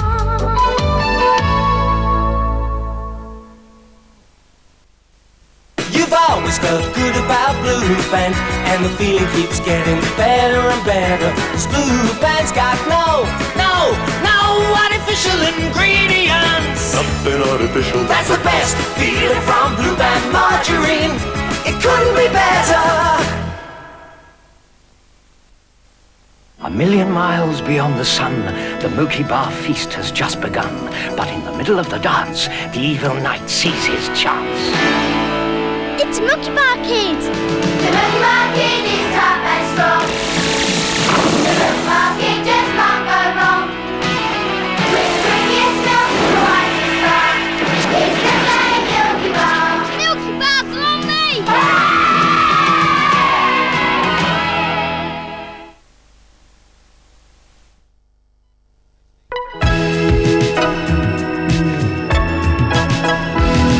Hello again, it's 7:45. Let's get over to Mike Morris now for some sports news. Yes, thanks very much indeed. And in a moment, we'll be talking to a man who's become the first government-backed professional tipster, and also to our own resident expert and guru, racing guru, James McGrath. But first, let's take a brief look at the headlines. Glasgow Rangers manager Graham Souness wants to sign Nottingham Forest midfielder Gary Mills. Mills was said to cost around £150,000. And meanwhile, Rangers are likely to have competition in their bid to sign Oxford's Ray Houghton, and he's been the subject of an inquiry from, yes, Celtic. Now, there are 3 meetings today at Carlisle, Market, Raisin and Sandown. And Jim actually goes for Naughty Nice in the big race of the day, the 3:05 at Sandown. Right, on to our guest this morning. Jim is sitting alongside me here in London, and Steve Tivenon is in our Manchester studio. Now, Steve, who's just graduated from the London School of Economics, has just become the first person to gain a government grant to become a professional tipster. Good morning to you, Steve. Good morning. Now, congratulations on your initiative and enterprise, but the old question, I'm sure you're prepared for it, if you're so good, why do you need a government grant? Well, the first thing is that I'm not really offering a get-rich-quick scheme through racing. Basically, what I'm offering is an information service, which if people take it on board and practice the patience that's required, then they will actually make long-term profits. But also, as far as I'm concerned, the racing newsletter is just a way of establishing the service before I move into other more profitable areas. I'm thinking of putting the service onto the Pressdale network and also perhaps making a pilot television programme. Now you mentioned, well, Steve, before you take over the whole world, let's go back to that. Let's get back to that newsletter. I think you tip, is it 25 hot favourites a week? Are you telling me that you guarantee what, 25 favourites to come in, or 16, 15? No, what the actual newsletter offers is information on 25 horses who are expected to do well in the 2 weeks following the publication date. They're not all going to start favourite, but they've all got some sort of recent form, and they're, as I say, all expected to do well in the near future. And the file gives all the conditions under which this success is likely to occur. For instance, do you have a simple way of expressing your formula for finding those golden winners?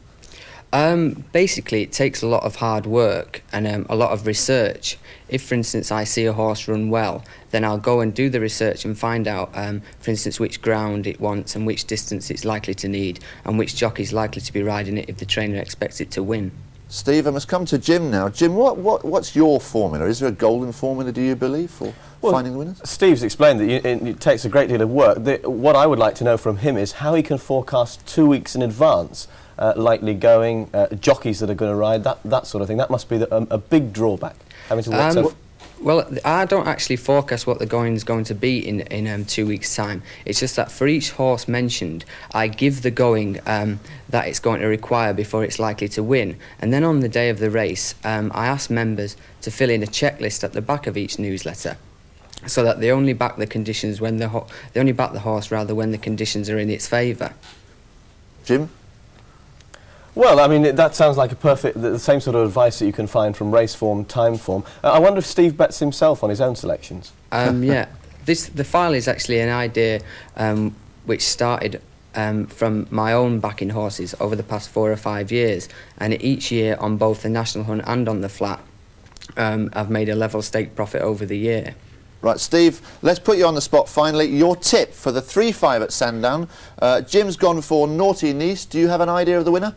Well, actually, I'd prefer to go on the novice hurdle race and take Nick Henderson's Polyphemus, who... All right, Steve, we'll cut you off there. You've named the horse. We will check it. We've got Saturday Sport tomorrow to check you out. But good luck in your enterprise. If you can make us all rich, we'll make you a lord as well. And thanks very much to you as well, Jim, for coming in.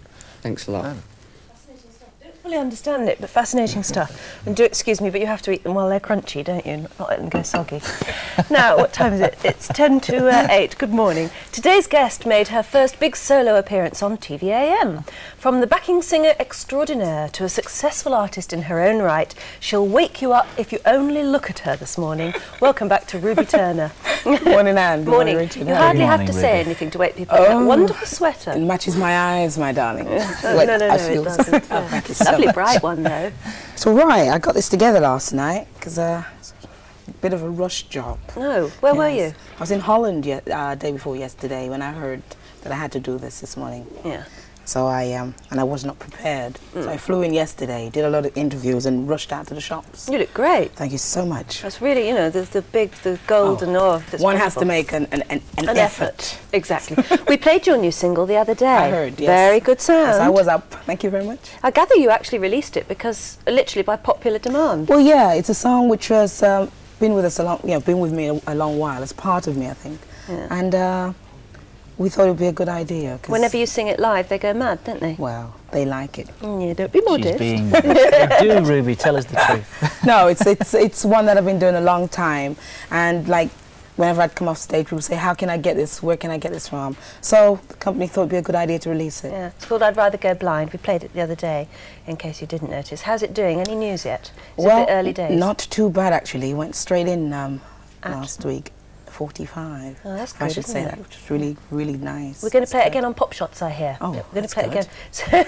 Yes, well, so you'll be able to see if you recognise it. Okay, dear. Anyway, good luck with that. We'll talk again in a few moments. Okay. I'll just get back to my cereal. All right, dear. A short break.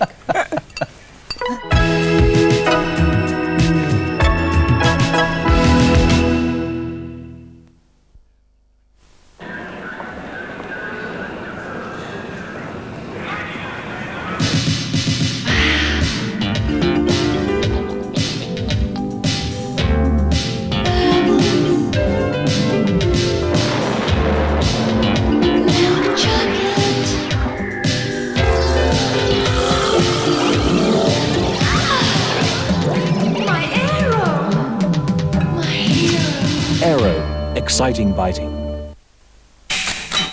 The Fitties make biscuits like they ought to be, like McVitie's rich tea. Tea and coffee need some. A drink's too wet without one. They're the very best that they can be. Coleman's range of sachet mixes includes traditional chicken casserole. Just mix and stir in before leaving it to cook. Trust Coleman's. They've been making food taste better for 170 years. Coleman's make the best, a touch better. Harpic clean, Harpic fresh. Freshmatically. It's clean and it's fresh and it's only from Harpic. gets bigger, 30% bigger. Home and Freezer Digest. More wizardry with a wok. Double pleasure from Puds. Plus a rewarding new game. Home and Freezer Digest. Take a fresh look at your cooking and try White Flora. It's made with sunflower oil, so it's high in polyunsaturates, low in saturates and low in cholesterol. White Flora, for today's kind of cooking.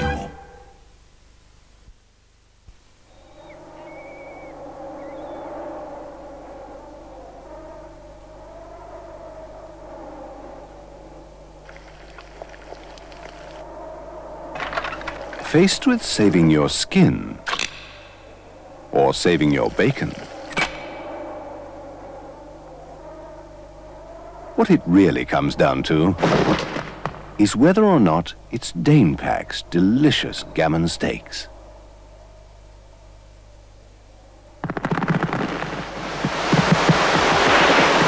Danepack. It's the only choice. Whilst trying to copy Mr. Kipling's Bramley apple pies, many a rival bakers come a cropper. Hello. The fruit shop was closed, so I bought you these. Apple pies? Real Bramley apple pies. See the motif? Yes, thank you. And they taste delicious. Yes, I know. So, there's no need for you to go climbing Bramley trees again. Not hungry? Mr. Kipling does make exceedingly tempting pies. This isn't a nature ramble.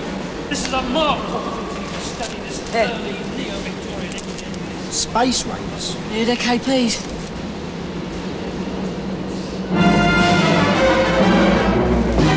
Crunchy space treasure. This astronaut gang is supposed to be after it. Oh, yeah. You two, shift it. And he says that we muck about. KP Space Raiders. Watch out for them.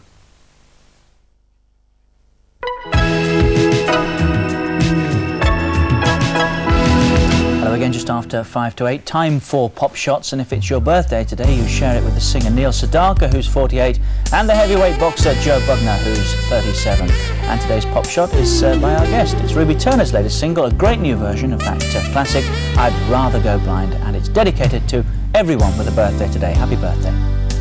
Something told me it was over, babe, yeah. When I saw you and that other girl, you were talking. Something deep down in my soul just said, go and cry now, girl. When I saw you in that same girl, you just awoke on by. And I would rather be blind, babe, than to see you walk away from me. No, no, no, no, babe. See, I love you so much, I don't wanna see you leave. But one more thing and one more thing, don't wanna be free, no, Lord. I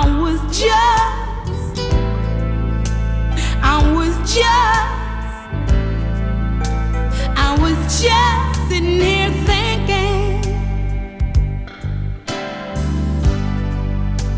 when the reflection in the glass that I held in my hands, now baby, revealed the tears that were on my face.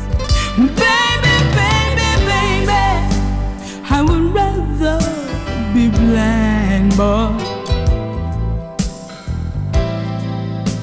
than to see you walk away from me. I would rather be blind, boy, than to see you walk away from me. Don't go.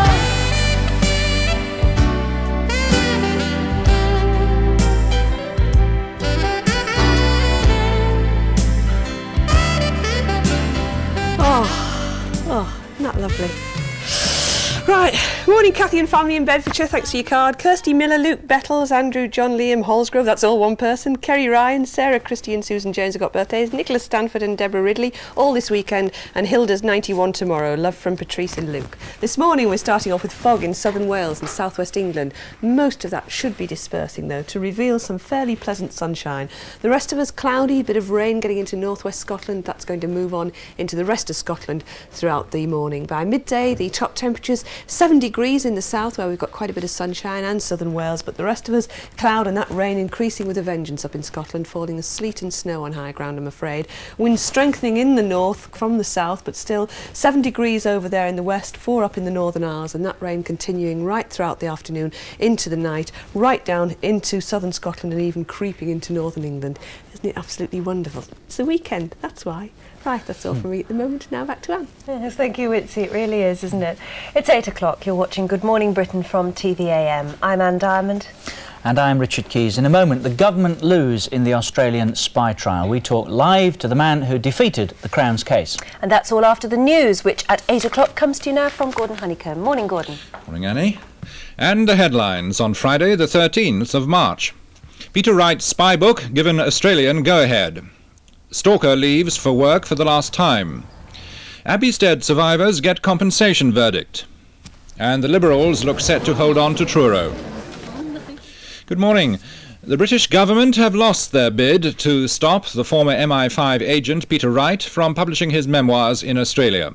Judge Philip Powell gave the go-ahead for the book Spycatcher and ordered the British government to pay Mr. Wright's costs. He said it was clear that British intelligence had leaked like a sieve for years.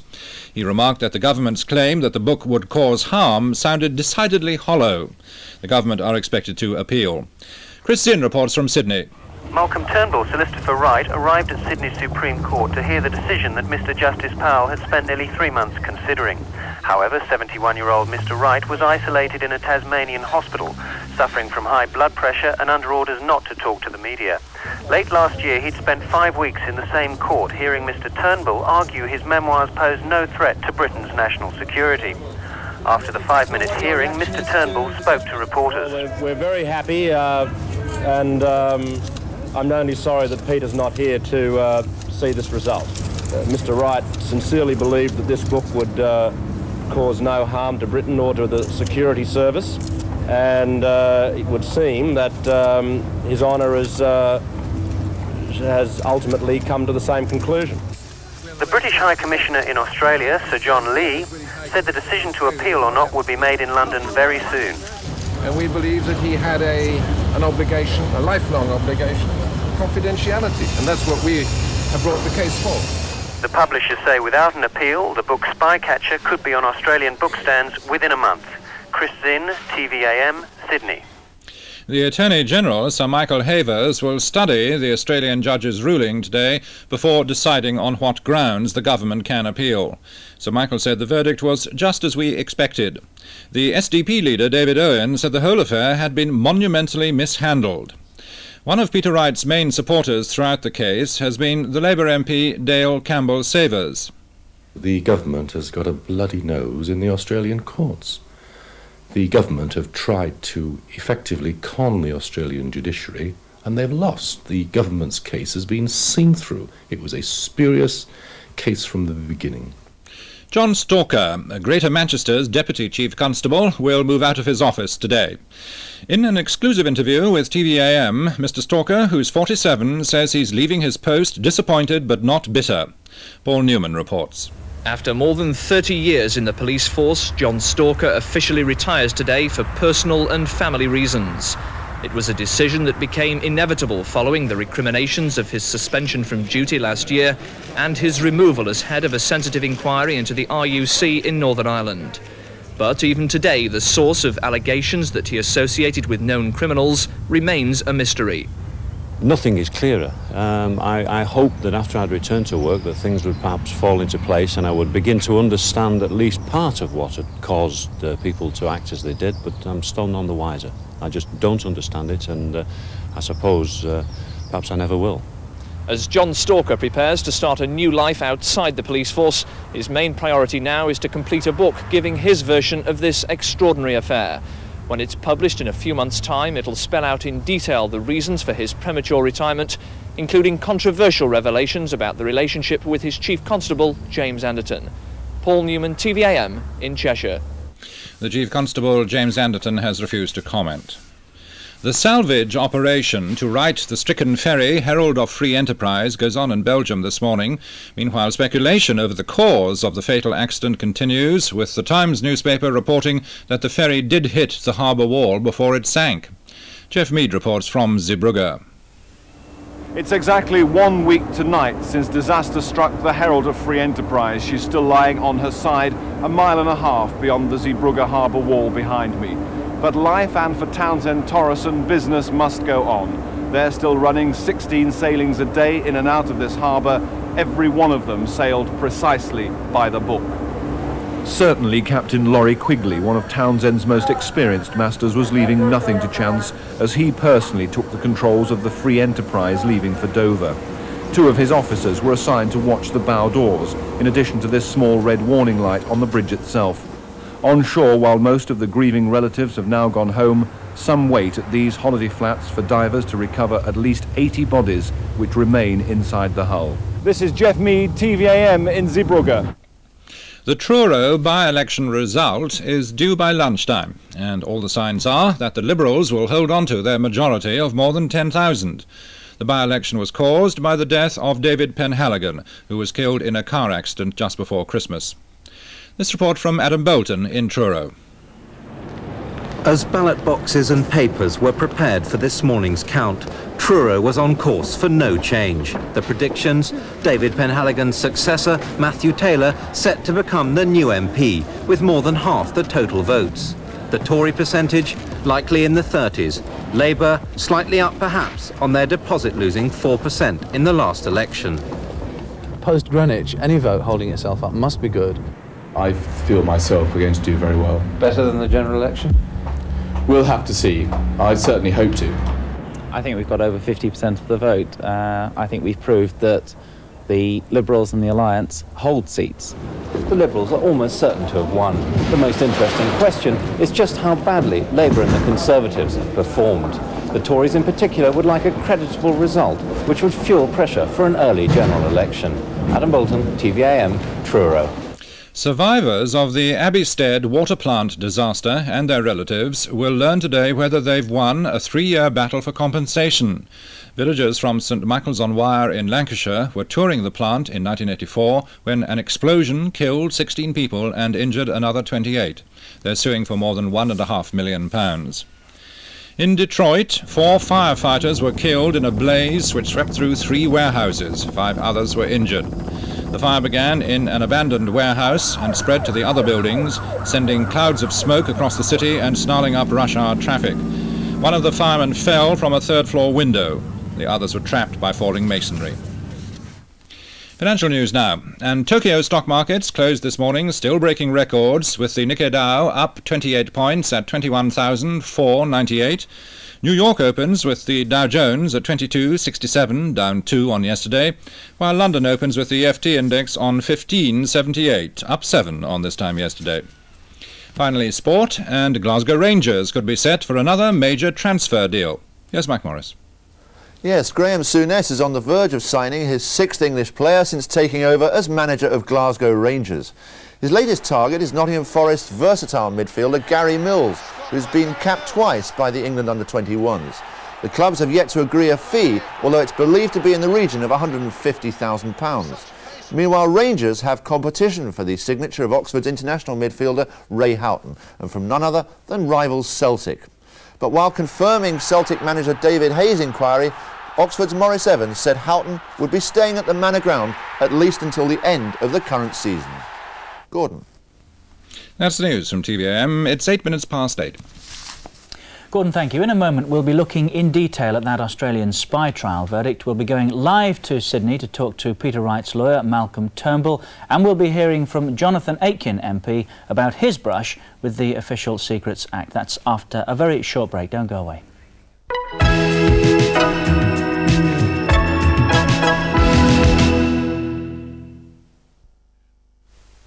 Do you feel all right?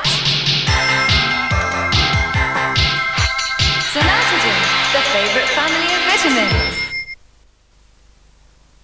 Put on your light legs, baby, 'cause you're going out tonight. All day and night, legs, baby. Legs, still gonna feel alright. Light legs. Sheer support tights and stockings for hard-working legs. This is Tommy Time Jumping Jungle Pinball. It's good jumping jungle fun. Well done. Have a banana. And pass the nuts. Another good Tommy Time game and great Tommy Time fun for little monkeys. Tommy Time fun goes on and on!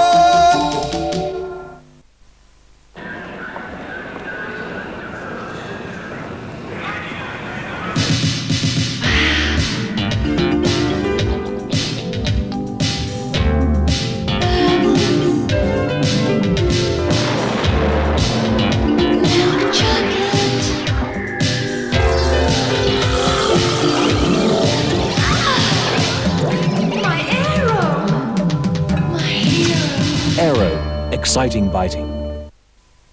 Greetings, grapple fans. Big Mummy starts this bout with a body slam. The little terror counters with a thumb lock and a drop kick.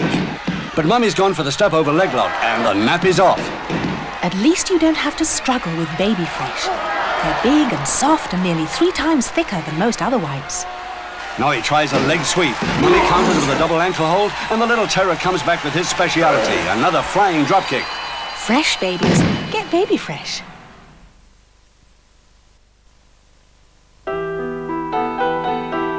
Affairs Conditioning Creams. 12 subtle shades that improve and enhance your natural colouring. Gently conditioning, bringing out the best in your hair, then washing out after 6 shampoos. So when one affair's over, you're ready for the next. Affairs from Schwarzkopf. George! Say hello, George. George is a Ross chef. He's collecting people's thoughts on chip shop fish. It seems you just love it. It's your idea of paradise. But listen, George has an even better idea. You see, Ross have taken natural fillets of flaky fresh cod wrapped in a crunchy chip shop batter for you to oven bake or fry at home. Now, paradise is available in your own home. Ross Chip Shop Cod. Paradise. With a capital R. Wake up next week to TV AM. As in Budget Week, we bring you the facts from Downing Street. And Money Matters will report on how the budget will affect you. We take a look behind the riot shields at the new face of Britain's police. And we find out how time is being kind to Cliff Richard. We talk to glorious Gloria Gaynor. Plus, Miriam Stoppard has some more baby talk. And join me, Julie Andrews, next week on TV AM. Yes, Julie Andrews and more, all next week on TV AM.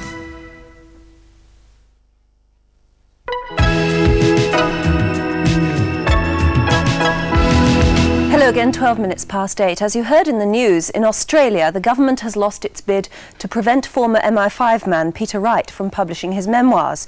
It's a serious embarrassment for the government, which now looks almost certain to appeal against the judgment.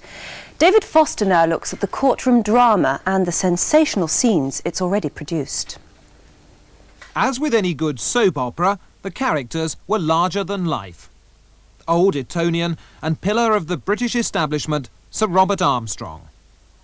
Somerset Maugham look-alike, the disillusioned ex-MI5 man, Peter Wright. And the pushy, rich Australian lawyer, Malcolm Turnbull. This was the cast in the story about the story. Wright's desire to tell all is said, depending on which side you're on, to stem from 2 entirely opposite motives. Number 1 is financial, number 2, his stated belief that he had to clear the air. I am extremely loyal to Britain and England. I have done, I think, far more for my country, England, than most people. The principal argument of the establishment is that as an ex-MI5 man, he'd signed away his right to ever talk whatever he knew. What became obscured in the cloud of legal and political dust was what exactly Peter Wright was alleging. In fact, little that's contained in the book Spycatcher is actually new. Allegations that the former head of MI5, Sir Roger Hollis, was a spy have been made many times before. The only extraordinary claim was that MI5 spied on Harold Wilson when he was Prime Minister and may have tried to win the 1974 election for the Tories. It was the Hollis tale that brought the civil servant and the lawyer head to head. A previous book by Chapman Pincher had said much the same about Hollis. Why, asked Mr. Turnbull, hadn't the government tried to stop that publication? Even now that's not clear, but the arguments that ensued led, much to Sir Robert's embarrassment, to the introduction of other characters in the plot. British Attorney General Sir Michael Havers, angry at being wrongly implicated, had Sir Robert admit to being economical with the truth. And Lord Rothschild, former head of the government think tank, was again forced to deny being a Soviet mole. At the end of the day, there are few definites, except that the trial will have cost the British taxpayer over £500,000 and that MI5 operations have had to be radically reorganised because it's feared the trial will have indirectly identified many people whose lives could now be in danger. Well, joining us live now from Sydney, Australia, is the man who did so much damage to the British government's case, Peter Wright's lawyer, Malcolm Turnbull. Good morning, Mr. Turnbull. Your reaction to the judgment? Well, I'm very happy for the result, and I was only sorry that Peter wasn't there. Peter Wright, as we've heard, is ill in hospital. Have you been able to tell him the judgment? Yes, I called him today and spoke to him. He's in quite good spirits, and he should be out of hospital within a week or two. Now, what happens now? Are you going to have to wait to see if the British government appeal? Yes, the judge has effectively continued the injunction on the book for 28 days to allow the British government time to consider an appeal. And after that 28 days, if nothing else happens, the book will be straight in the shops, will it? Well, I'm not a publisher, but I imagine it'll be in the shops as fast as the publishers can print it. I was just wondering if the book had indeed already been printed. No, nothing like that's happened. What about any further deals with the British government? For instance, will you still allow the British government maybe to delete certain passages which worry them? Well, Peter, as he said, and you had him on television a moment ago saying, has always maintained that he does not believe that there is anything in the book which could possibly damage British security. And I might say that what your reporter said a moment ago, that MI5's operations would have to be curtailed because of the case, is just a bit of mischievous propaganda put out by someone anxious to hurt our case, because Peter's knowledge of MI5 is is at least 10 or 11 years out of date. And as was said in court, there's very little in the book at all which is less than 20 years out of date. So any MI5 officers, in fact, I think the evidence was that there was only one MI5 officer referred to in the book who is not either dead or retired. So it's really a work of history. And we did then and we still do now offer to the British government the opportunity to sit down and realistically and sensibly and in a spirit of good faith consider the book and its contents, because Peter Wright is as loyal an Englishman and as loyal a supporter of everything that MI5 stands for or should stand for as you would find in England, and he has no desire to subvert or damage in any way the British Security Service. Given the judge's verdict, though, do you think Australia will now become a haven for other people such as Peter Wright to come and publish their memoirs? I would think that is highly improbable. What do you think the verdict says for the future of the Official Secrets Act in Britain? Well, the Official Secrets Act has been criticised in your country for many, many years, and the criticisms that arose out of this case are no different to the ones that have arisen in your country. The problem is, with the Official Secrets Act, that to say that every single piece of government information is deadly secret is simply nonsense. in an open society. It is an act that is not applied in practice and is applied selectively in accordance with various political demands at the time. And it's one that should be repealed. I mean, the United States operate a very sophisticated democracy without regard to the sort of draconian laws that you have in Britain. And really, Britain should look very carefully at what it wants to achieve in realistic terms and draft new legislation to achieve those ends, rather than relying on this old bit of legislation. Do you think then that the politicians here in Britain will have to come to terms with the fact that this particular judgment is now part of that erosion of the Official Secrets Act? Well, it's an act that we would say was eroded a long time ago, but I suppose this case has focused attention on it, and it has focused attention on its shortcomings. I mean, the case was not in fact about the Official Secrets Act, although the same principles apply to this case as indeed applied to that act. Just a technical point that you might be able to help us on out of interest. I think our viewers will be very interested to know. Where can the book now be published? Only in Australia?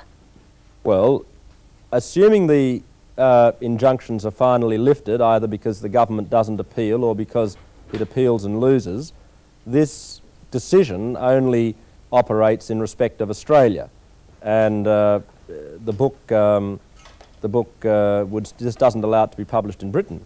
I might say, however, that the book could be published tomorrow.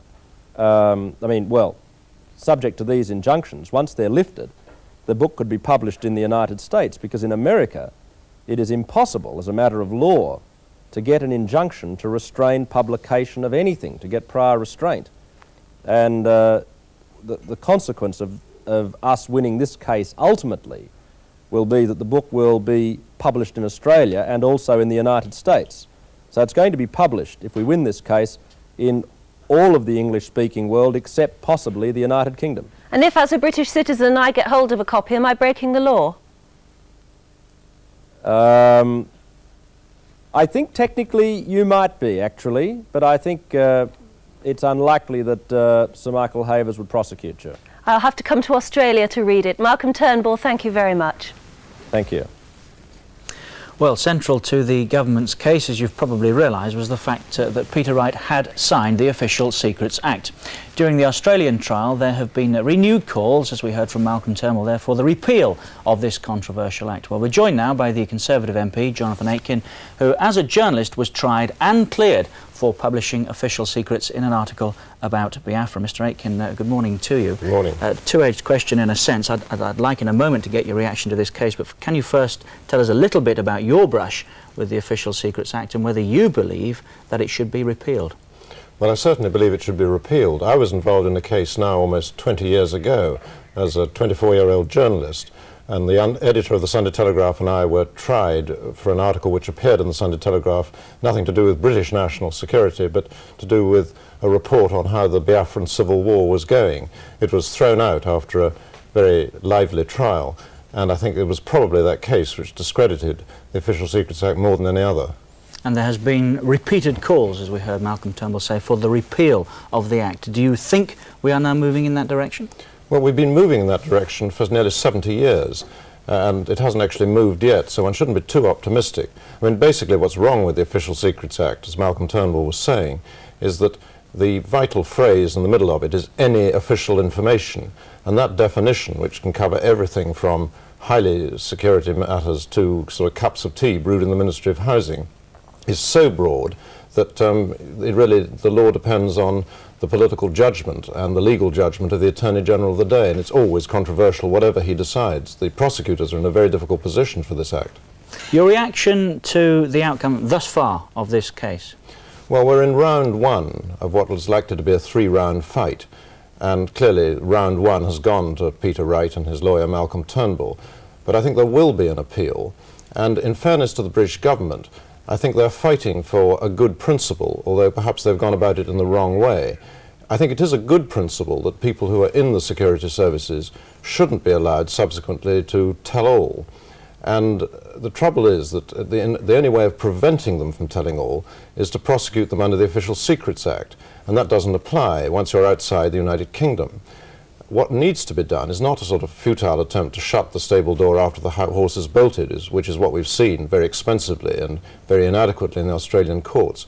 What ought to happen is we ought to get all MI5 officers and other high security personnel under binding legal contracts, which prevent them from ever in any jurisdiction telling their secrets without facing civil penalties such as the loss of their pensions. That's a much more efficient way to go about it if you want to stop secrets leaking. Would that have stopped Peter Wright from publishing this book?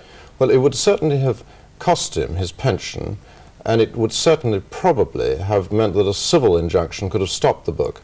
So if he'd had a binding contract of confidentiality, in law he'd be in a much better position in terms of being defeated. Even in Australia? Even in Australia. Whereas, you see, the only thing that the British government have got against Peter Wright is that he signed the Official Secrets Act declaration during the course of his service. And it's not clear whether that really does bind someone contractually. It binds them criminally speaking. He's liable to a criminal prosecution inside the United Kingdom. But there's no indication, and the Australian courts seem to confirm this, that what Britain thinks about the Official Secrets Act applies outside. It's the temptation is great, obviously. We believe that the government will appeal, but you rather get the impression that Peter Wright and his lawyer are going to win round 2 and round 3 as well. Do you not? I think they will win the later rounds, because basically Britain is out of step with the rest of the English-speaking world as to how much secrecy there should be. And I think that, bearing in mind what happens in Australia itself, what happens in the United States, it's really absurd to have a cabinet secretary sent around the other side of the world to go into the witness box and have to pretend, for example, that MI6 doesn't exist. No one pretends in America the CIA doesn't exist. No Director General of the CIA tries to stop memoirs being published on the grounds that all kinds of things which everybody knows about can't even be revealed, things that have appeared in other books, leaked by other security service personnel, can't be published. Somehow we're out of tune with the rest of the world, and I think that really Britain's old-fashioned secrecy needs a new clean-up, and perhaps this case will bring it about. Very briefly, you've written a book about the Official Secrets Act. It's an interesting point Anne raised. If this book is published, and in virtually every English-speaking country in the world, and we get a hold of a copy, are we breaking the law as members of the public?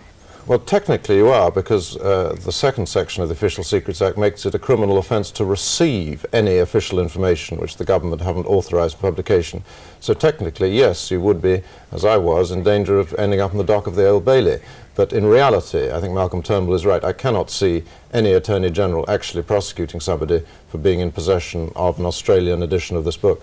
Jonathan Aitken, thank you very much indeed. It's a talking point, is it not? Let us know, in fact, what maybe you think about it. Giles Brandreth and the rest of us would be very interested. We'll take a break, back in a moment.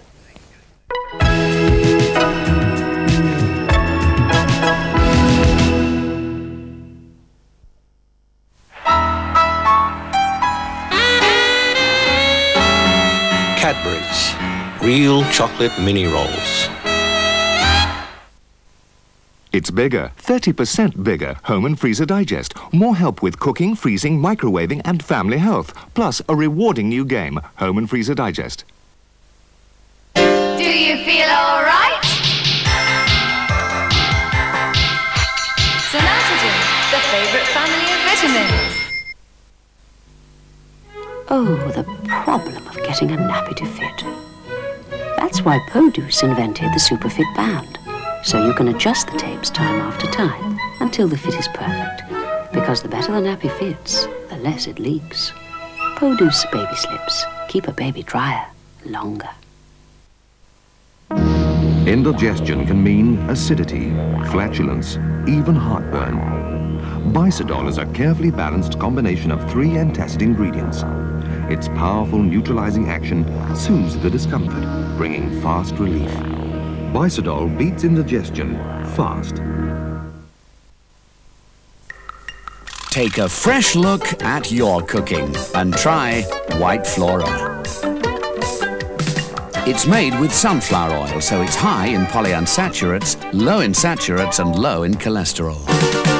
White Flora, for today's kind of cooking. It is an official fact that nearly half of all children already have some gum inflammation. New Formula Maclean's contains fluoride and now PA1 to help fight plaque, the cause of many gum problems. Brushing with Maclean's can help protect your family's smiles against decay and against plaque, the cause of gum disease. New Formula Maclean's. All toothpastes are not the same. Greetings, Grapple fans. Big money starts this bout with a body slam. The little terror counters with a thumb lock and a drop kick. But Mummy's gone for the step over leg lock and the nappy's off. At least you don't have to struggle with Baby Fresh. They're big and soft and nearly 3 times thicker than most other wipes. Now he tries a leg sweep. Mummy counters with a double ankle hold, and the little terror comes back with his speciality, another flying drop kick. Fresh babies. Get Baby Fresh. A million miles beyond the sun, the Mookie Bar feast has just begun. But in the middle of the dance, the evil knight sees his chance. It's Mookie Bar Kid! The Mookie Bar Kid is tough and strong. The Mookie Bar Kid just can't go wrong. With the prettiest milk, the wisest star. It's the same Milky Bar. Milky Bar's on me!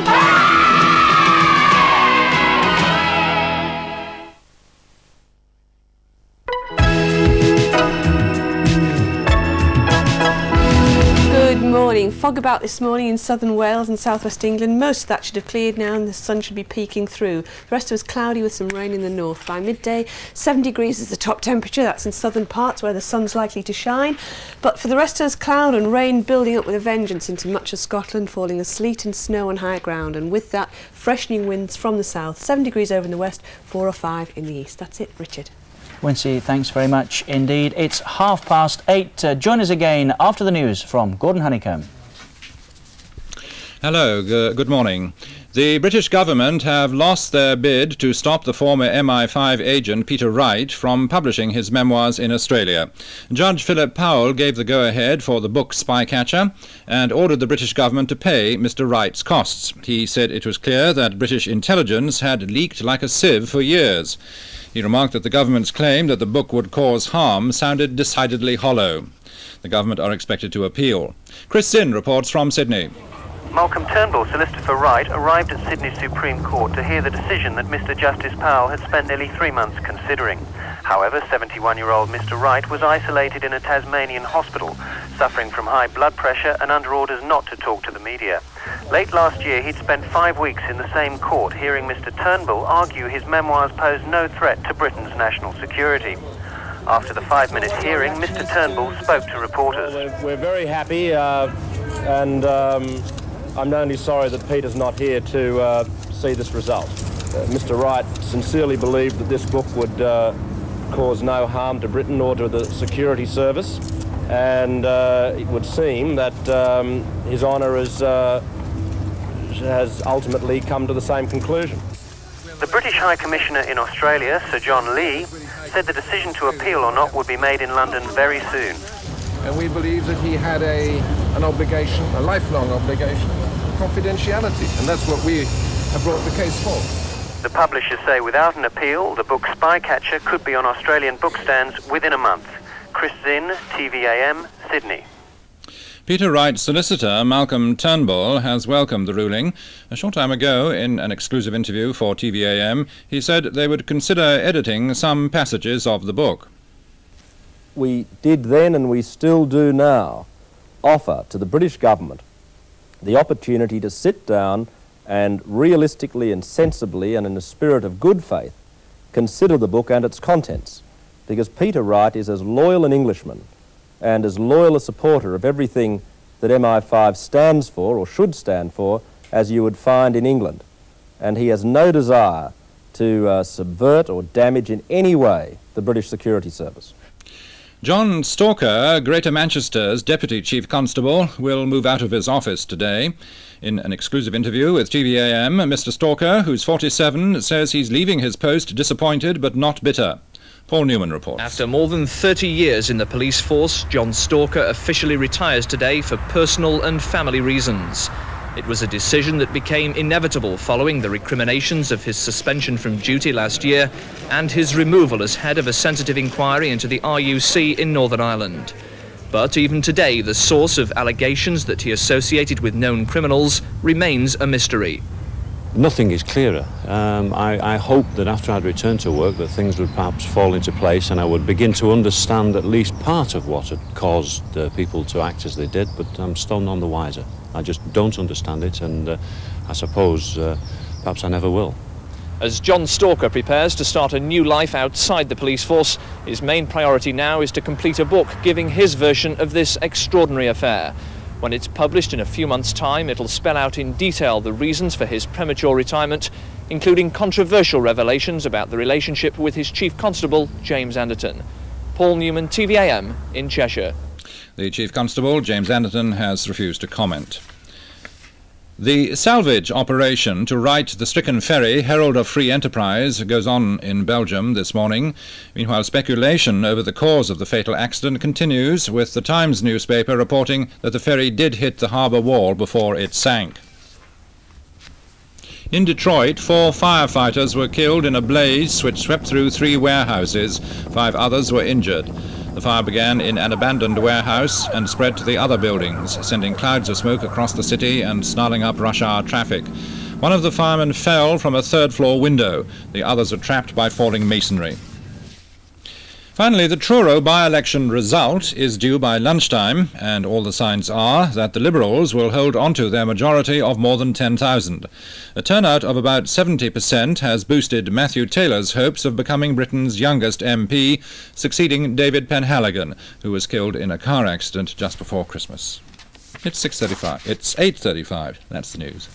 There you are, you see, and I hesitated checking before we joined Gordon. It does get you like that sometimes. You're absolutely right, Gordon. It's 8:35. Well, this morning in After 9, Jane will be talking to the actor and superstar Paul Newman about his new film, The Colour of Money, which goes on general release in Britain today. Russell Grant will be looking at Paul's birth sign, which is Aquarius, as well as featuring viewers' letters. And just in case you're thinking about jumping in a car and rushing down here to catch sight of Paul Newman, let me just explain that it is an interview that Jane recorded with him a couple of weeks ago. So don't bother. Grown. This is Fashion Week, and in celebration that most sacred of... It's a strange day to start Fashion Week on a Friday, isn't it? But it's true, actually, because... Never mind. Most of the things happen over the weekend first. Anyway, in celebration, that very sacred British institution, Savile Row, is breaking out. Oh, Lord. Jeeves and Hawkes, gentlemen's tailors for some 200 years, have allowed a woman on their premises. None other than the designer of the Duchess of York's wedding dress, Linka Chirac, who's working with those tuxedos and well-cut suits to put on a fashion show with a difference. Now, Linka is with us this morning, but before we talk, let's take a look at her new collection. Have a look at this.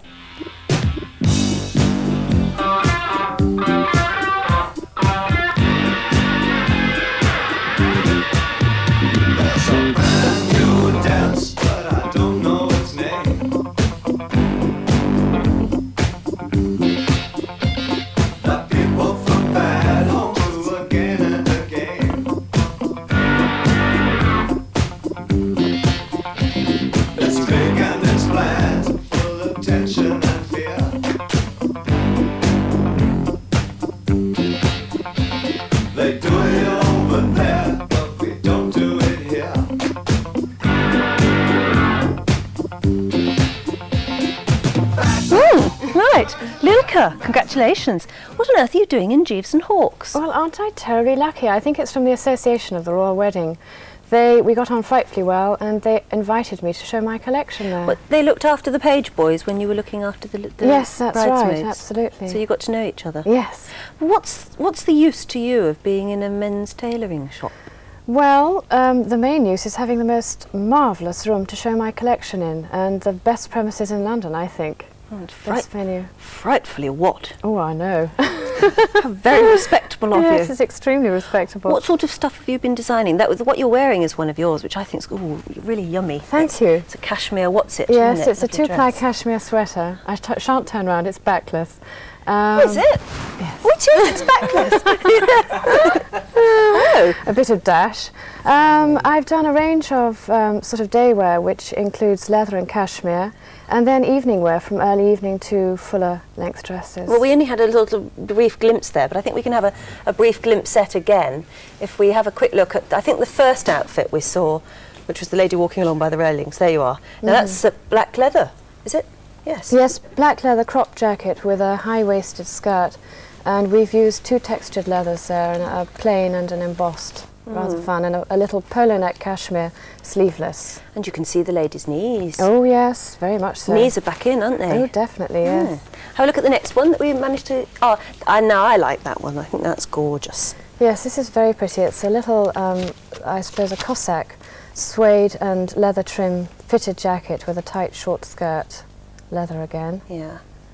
And the last one is... oh yes, and now the backless. That's a bit like your backless. Yes, rather. Bit today.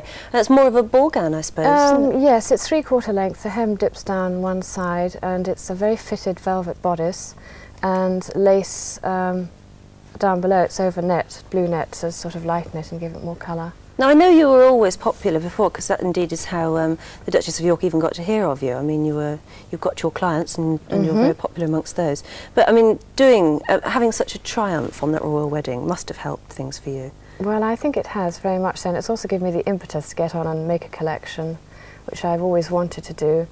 And I'm very lucky to have had the opportunity, and it's going now. That's great. Yes. That's wonderful. Ruby, what do you think? Wonderful. It's gorgeous. What did you think of the wedding dress? Do you remember that day when the best. Absolutely the best. It was an absolute triumph. Fantastic dress. Thank you very much, Ruby. Have you got over it yet?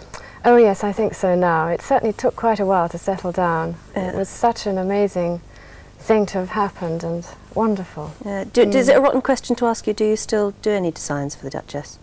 Well, we shall see. Yeah, it's a rotten question. I know. It's really awful if you. I never like to sort of discuss clients really very much. No, I can quite understand it. Now, our fashion correspondent, Mr. Richard Keys, has a point to make. Taken by this morning.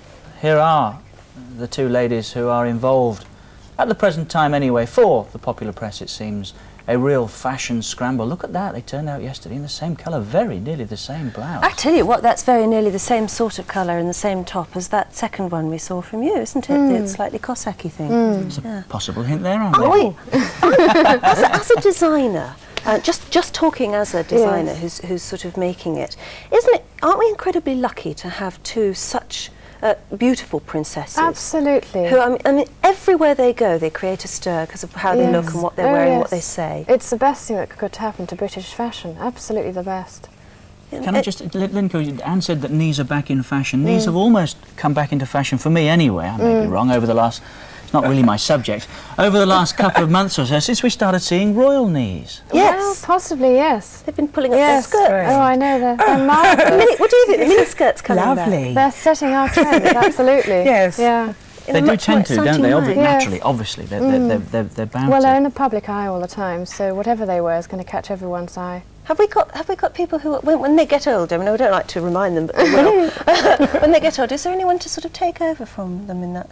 I suppose it would be Prince William, maybe men's fashion. Oh, yes. Do you think so? Have you ever tried doing men's fashion? I have made for friends, absolutely. I'd love to do it one day. Absolutely love to. Yeah, well, maybe Princes William and Harry will be able to sort of surge forward, and we'll see young Michael Jackson type princes. Fabulous, isn't it? Absolutely marvellous. It'll happen, I'm sure.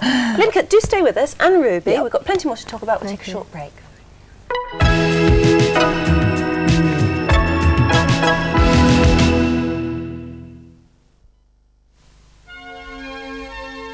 You can tell it's Nouvelle. That special yogurt taste. Deliciously fruity. Fresh and natural. Days you wish could last forever. Nouvelle from Chambosi. You can tell it's Nouvelle.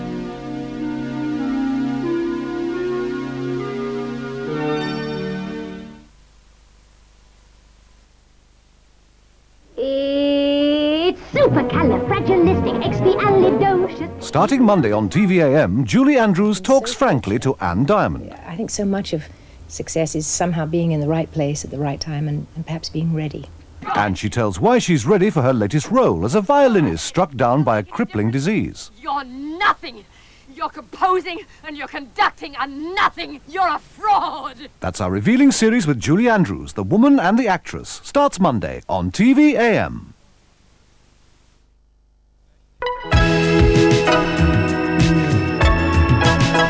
Always catch a picture picture of him smiley, don't we? Greavesy's joined us and still smiling. Good day, good day. Good day, Well, mate. why not? Good day. It's nice. Yes, it's a very pleasant day out there. It's nice and frosty, but the sun is shining. I'm glad you come in and tell us that, because we don't know. No, we don't at the moment. When we haven't come been into out the to office, see. it's dark. Yeah. We never see what it's like. It's getting lighter of mornings now, of course, The until the blackbird clock... outside my house was really trying very hard this morning to sing. He's still there, is he? Yeah. I thought over the last few days you He may... disappeared. I think it might have been a cat, actually. no, Put him to come on. flight. Slightly different sound. But he's... No, it was a put him to cat. flight. Put him to flight. Oh, I see.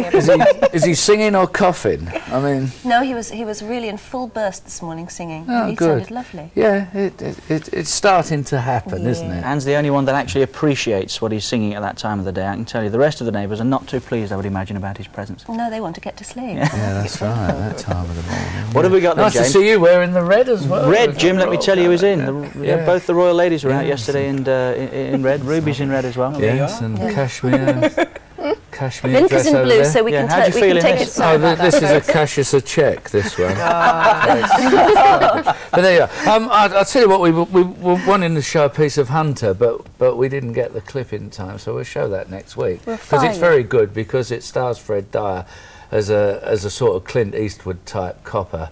Do you remember he played those Dirty Harry roles? He goes around shooting everybody who he don't like. I think that's great. It's a bit like Bruce upstairs, you know, our managing director. But it's very good. Mention of the name Hunter makes me wonder if you meant for a moment one of your old adversaries, Norman Hunter. Norman Hunter. No, which brings up actually very interesting, because Super Gran is back, and that's great. But before Super Gran on Sunday is probably the most outstanding game of football so far of the coming season, which I know you're thrilled about, and don't forget to tune in and watch it.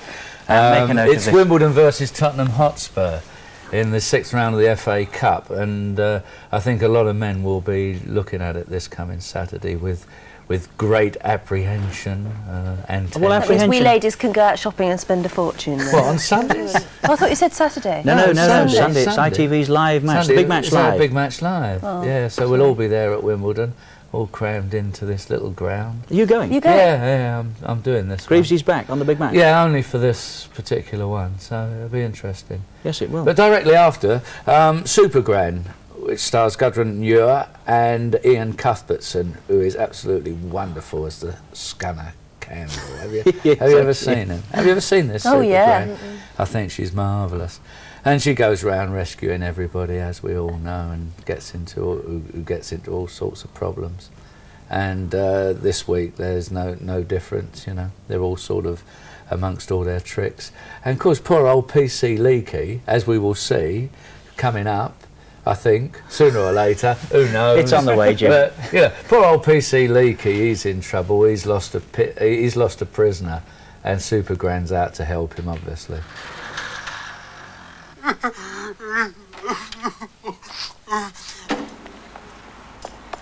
Don't worry, Rupert. I'm coming.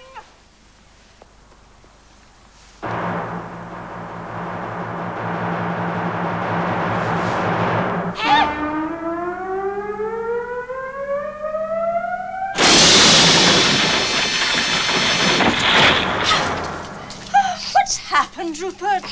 I've lost my prisoner, Super Gran. Oh, no, Rupert Leakey. You will find him, won't you, Super Gran? Before any harm comes to my meteoric police career.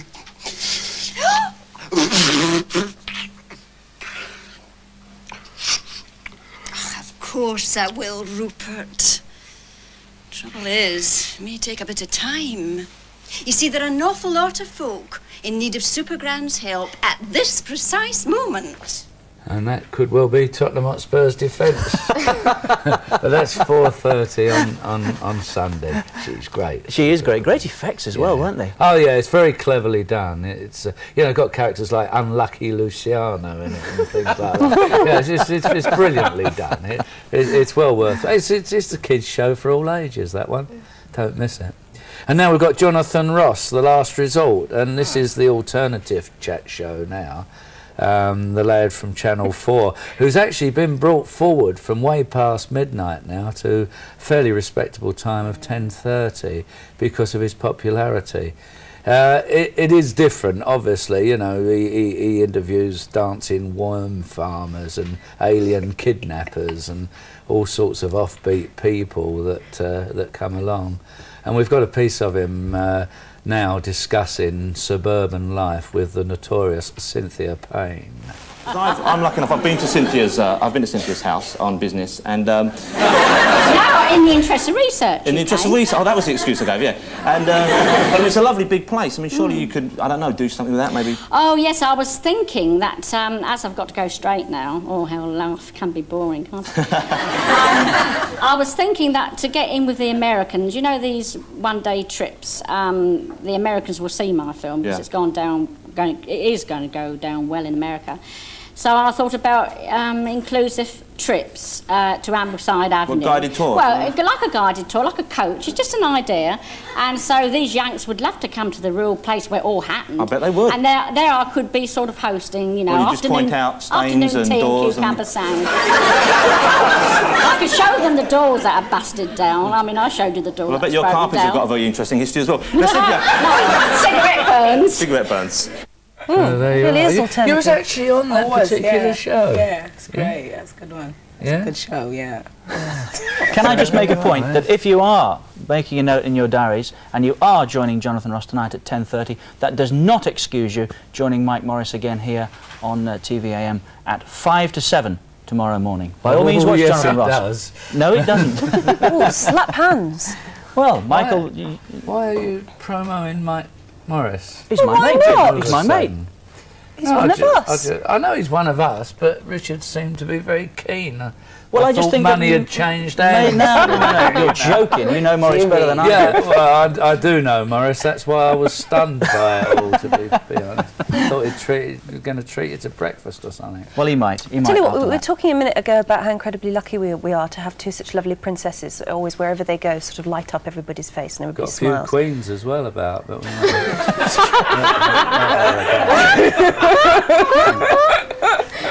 carry on, Anne. How do I go on?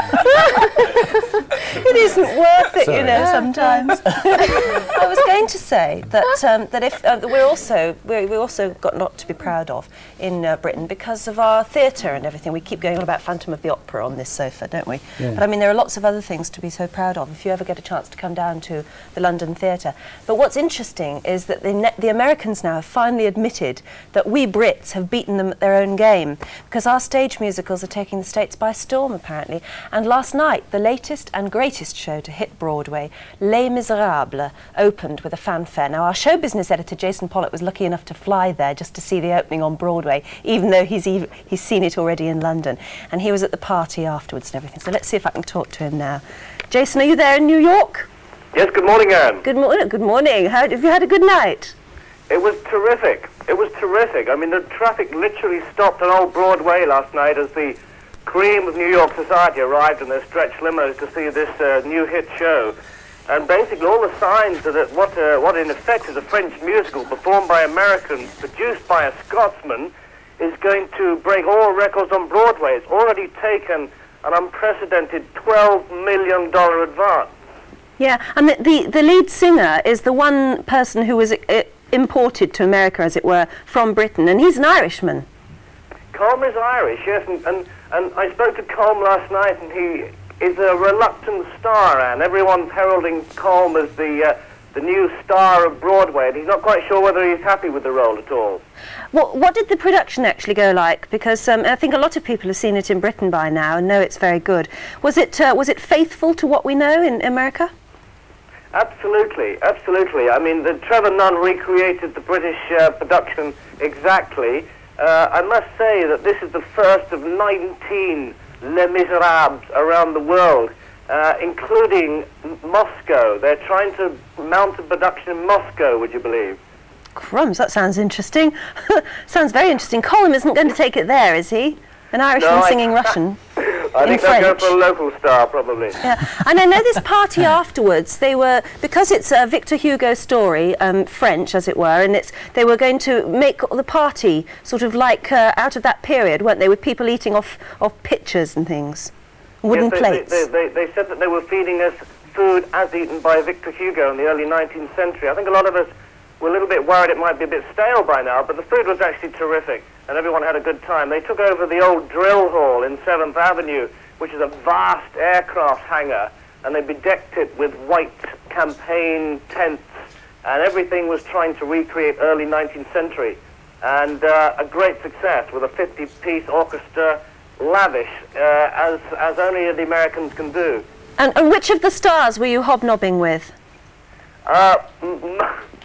Mostly Carol Channing, and I also had a chance to talk to Mayor Koch of New York. Raquel Welch I had a little bit of a chat with, but it was fun. The society of New York turned out, and people were fighting and paying $500, $600 for a ticket just to attend the first night of this musical, because, I mean, the hype had been out of all proportion. You can't turn on the radio, the television, you can't pick up the newspaper without hearing about Les Miserables. It's all over the place. Was Patrick Duffy there?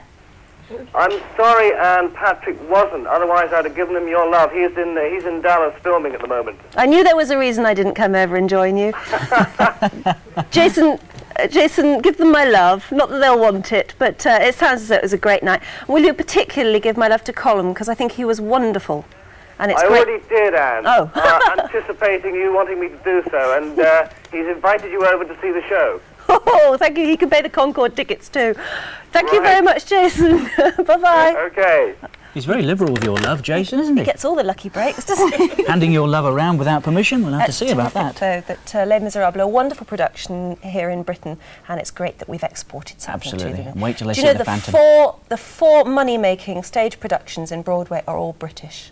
It's great, isn't it? Fantastic. We've done it.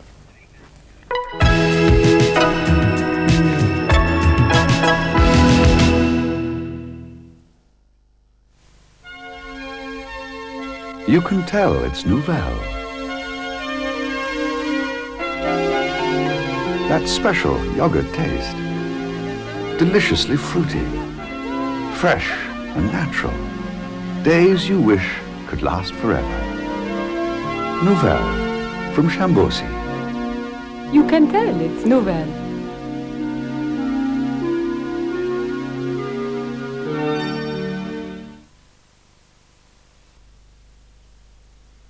Wake up this Sunday to TV AM. At 5 to 7 we have Sunday Comment from Ann Varma. And at 7, Julie, Pete and Terry ask, are you awake yet? As they clock on with a look at time. 7:25 sees Timmy and Michaela with another edition of Whack Extra. And at 8:30, David Frost takes a look back over the topical events of the week. So that's Sunday Comment, Are You Awake Yet?, Whack Extra, and David Frost on Sunday. All this Sunday on TV AM.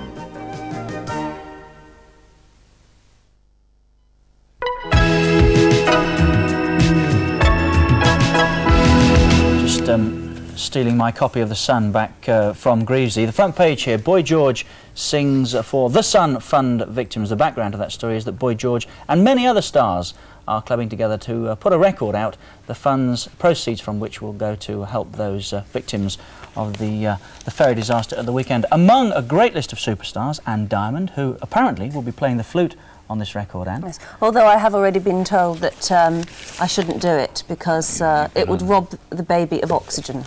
Is that true? Yeah. Well, play the fiddle. You've been on that for years. It also may be a little bit short notice, Anne, that you got involved with this because, Ruby, you're going down to record that record on Sunday. I was told yesterday that it was Sunday. So there you are. I can't play Frere Jacques that quickly on the flute. As Mike Morris was saying earlier, though, once again, the pop record industry coming to the aid of disaster, in a sense. And it's also, I think, anyway, nice to see Boy George involved. Oh, yes, it is. It's fabulous to see him back again. You know, he's had such a terrible time. But he's back on form, and a #1 too, which is wonderful. But with a re-release of an old record, which I find stunning for Boy George. I would have thought he'd have come out with something new. Well, it seems like the things that's happening these days, but I mean, it's a good track. Oh, it's a great record. And it's a good record. He's still got a wonderful voice, hasn't he? Oh, yeah. We ought to point out, maybe, if anybody doesn't know, that Ruby and George used to sing together in Culture Club. Do you keep in touch with him? In '84 we worked together. I see him occasionally because he's very busy, you know. But when I saw him last, in actual fact, he was on the same show, the Jonathan Ross show. What, the one we showed a clip of Yeah, again? that's right, yes. Looks like we showed the wrong clip. Uh-oh, sorry. It was very live, I tell you. But he was looking good and full of, you know, life and wanting to do things, which is like very important, I think. Yeah. Get back into work. Maybe he can rebuild properly. Yeah, on I the think success of he this should latest number one. Yeah, just get into working really, throw himself into work, and That's he right. should be all right. He doesn't succeed now. He doesn't deserve to. His fans have put him back at number one. That's absolutely right, actually. That's good. Ruby, thank you very much indeed Thank you, for joining us Richard. this For morning. lighting up our television sets. Very much so. Well, I try and do my best. And providing a beautiful contrast is the royal blue Lind Kachirak. And Thank you very much. total contrast to all of that, Greavesy. Oh, wonderful. Thank you, Sam. Pleasure, mate.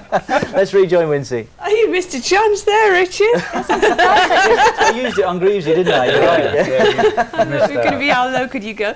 Good morning. Right, Fred and Phyllis Harris, golden wedding anniversary. Congratulations and love from David, Niall Harvey, Daniel Cash, Rosemary Hanson, Marlene Partridge, Jamie Crawford and Wendy Hooper. Many happy returns this morning. Fog's been about. Most of it should have gone now in southern Wales and southwest England, and the sun breaking through. For the rest of us, a cloudy start, 1 or 2 showers in the north and west of Scotland, and by midday that rain creeping into much of the north of Scotland and getting into central areas as well. It's going to fall as sleet or snow on high ground. There'll be 2 or 3 inches there.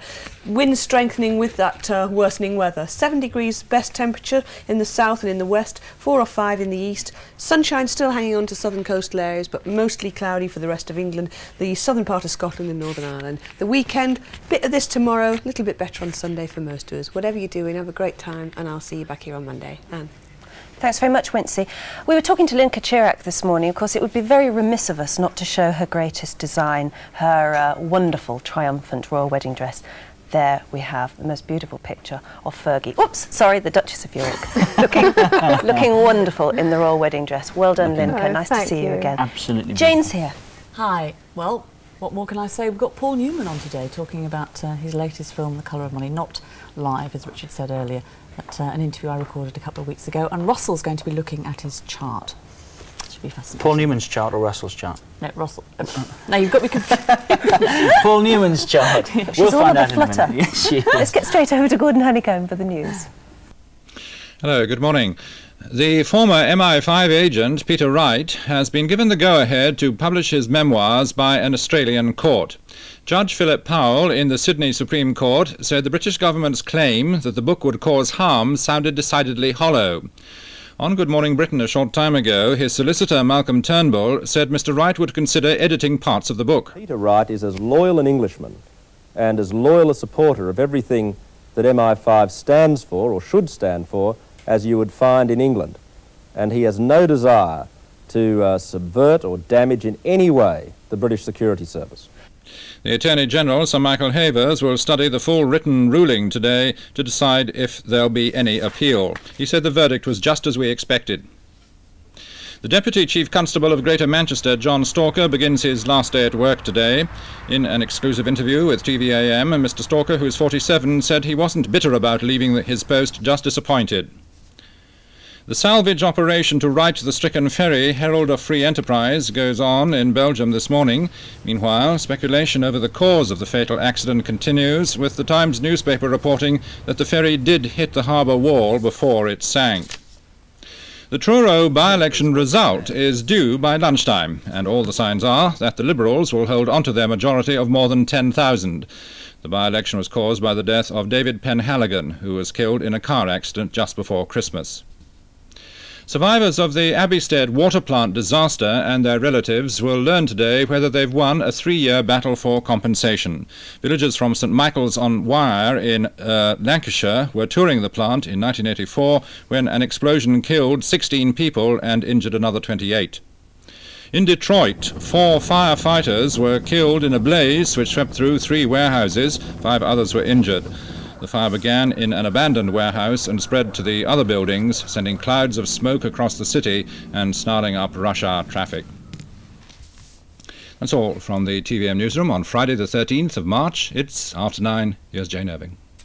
Hi there. Thanks ever so much to all of you for sending in your suggestions for our Man of the Week, which are going to start very soon. Well, we're going to start today, actually, because today's Man of the Week is pretty impressive. He is the ultimate sex symbol, Paul Newman, who I had the pleasure of meeting recently. as you can see here from this rather charming picture. Now that's the picture I wanted to show you, and this is the picture that I didn't really want to show you, but my editor Kathy insisted that I showed it to you because she says it looks hilarious. It looks like he's just sort of slipped his arm around me and I'm looking incredibly prudish, as if I've just swallowed a lemon.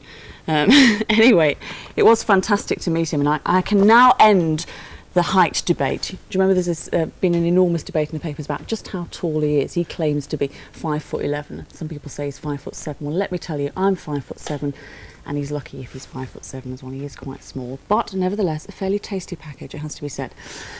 Anyway, I went to see him to talk about his new film, The Colour of Money, which goes on general release in Britain today, actually. And Paul plays the part of Fast Eddie, an ageing pool shark who's out to make a quick buck out of a talented new player in the shape of Tom Cruise. It's actually an updating of the same role that he played 25 years ago in the wonderful classic movie, The Hustler. Hey? No. No more. Getting sleepy. Thank you very much, mister. Eddie. Name's Eddie. Eddie had an interrupted career involuntarily, and the picture to me was, well, and had been forced to become successful in an arena that was not necessarily of his own choosing, and when he had an opportunity to immerse himself in somebody else's career, then he realized that he had to rekindle his own passion in something that he was deprived of, and that was a wonderful progression for a character, is to find out at Eddie's age whether he could muster the required forces and excellence to become a competitor again. Table number 8, Vincent Loria and Eddie Nelson.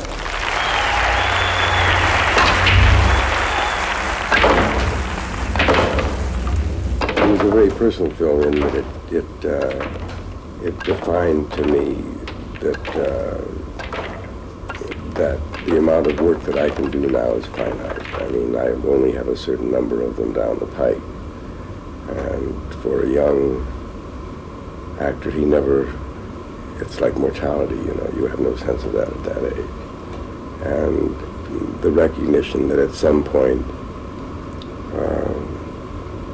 to use a metaphor, that the king has to hand the scepter over to the prince, and we shall not go quietly into that. So there are a lot of personal statements that the film makes that were very personal to me. The competition with younger, more athletic,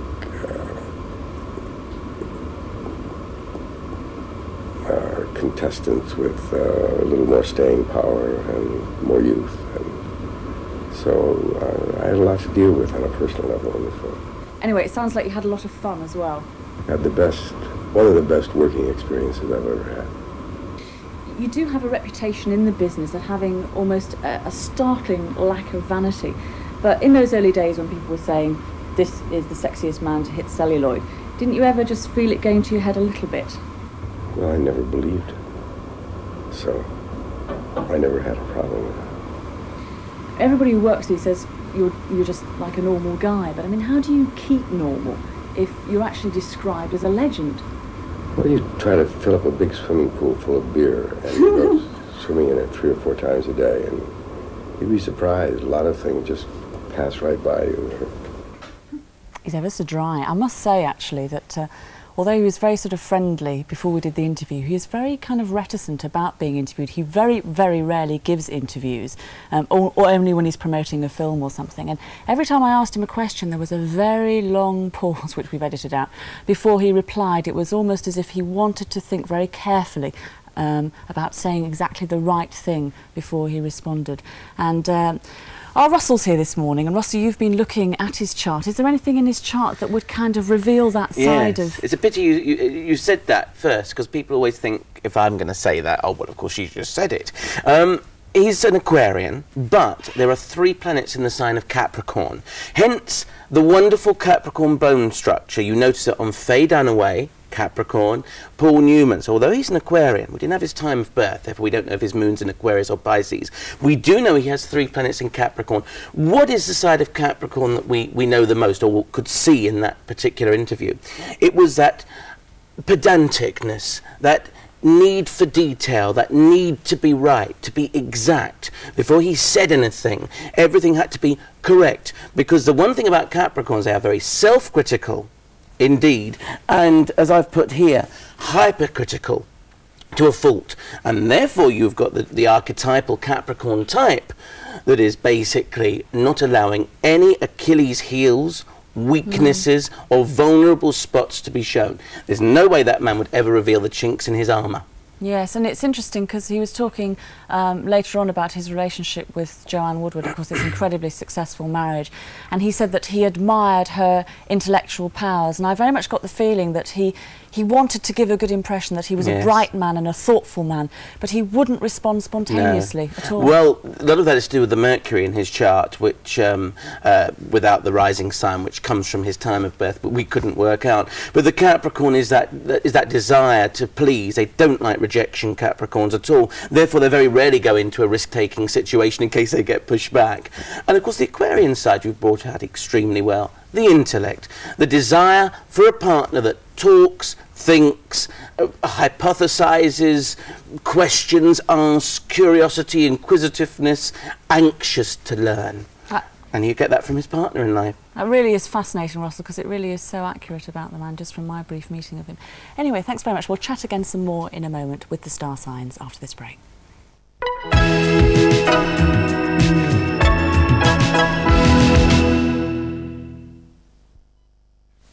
Delight is a low-fat spread that contains real buttermilk for a real buttery taste. And a delight is what it is.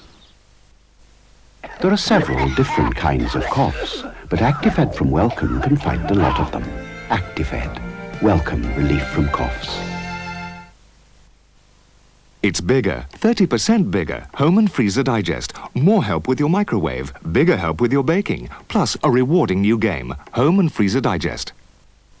Remember how filthy Belgian carpets got before Sapeur popped up? Well, now we British can get Sapeur. We're sprinkling it on, brushing it in and vacuuming all the dirt out. But why, oh why, aren't we cavorting on our cleaners' new carpets like these canoodling Belgies? New Sapeur for clean carpet lovers. That means you, Mrs. Edith Noggle of Scunthorpe? Should you ever be confronted by unpleasantly large odour problems around the house, you need an air freshener that's really effective. Airwick Stick-Ups are the refillable, adjustable, concentrated air fresheners to solve big odour problems in small places. Airwick Stick-Up. How can chocolate be pink and green and purple and yellow and red? What makes us body? How many tubes does it take to go round the underground? Which came first? Chocolate or the colour? When is the hour? How many Smarties would it take to fill the whole of Wembley? Only Smarties have the answer.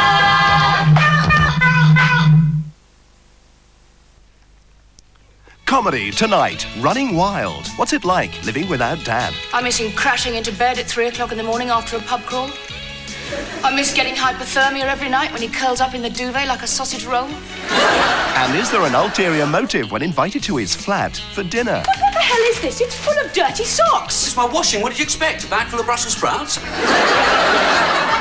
What do I want it for? Well, you still got the washing machine. Comedy at 8:30 tonight on ITV.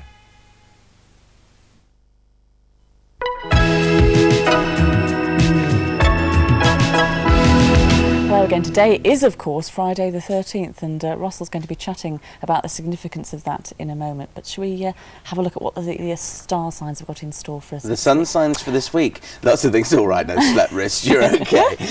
Well, on the 13th today, Mercury lilts back into Pisces. Remember a couple of days in Aquarius? Well, now he's fully on the road through Pisces. Great for communications for all Pisceans. On Sunday, the big event, in my eyes, is full moon in Virgo. We'll be talking about that as we zip through through the signs. On the 17th, which is Tuesday, another important event because the Sun squares Uranus. Now, this is everything that's unpredictable, unusual, rebellious, but watch your electrical bits and pieces, missus, because you could find your plugs will go or your fuses might go. So watch out and get plenty of light bulbs in. On the 18th, which is Wednesday, Venus squares Mars. Not terribly good for relationships if you are an obstinate, stubborn kind of person, or your partner is, because it's rather uncompromising, but if you're into that sort of thing, extremely lusty. So, let's have a look at what the full moon does. Well, it's a chapter end. As we know, the full moon is the closing of a cycle. Hence, I'm going back on my diet to try and lose another stone. Full moons are good for that. But it's a rounding off period, tying up loose ends. And, well, let's see how it affects you. Aries, it's your work, it's your job, it's your business, and also look to your health, especially if you're having tummy troubles or anything to do with liquids, water retention. That's full mooning. And efficiency generally, get it back into your life. Being of service to others also will be of importance. Taurus, your creative expression, children in your life, and your love life. All of these will be of significance.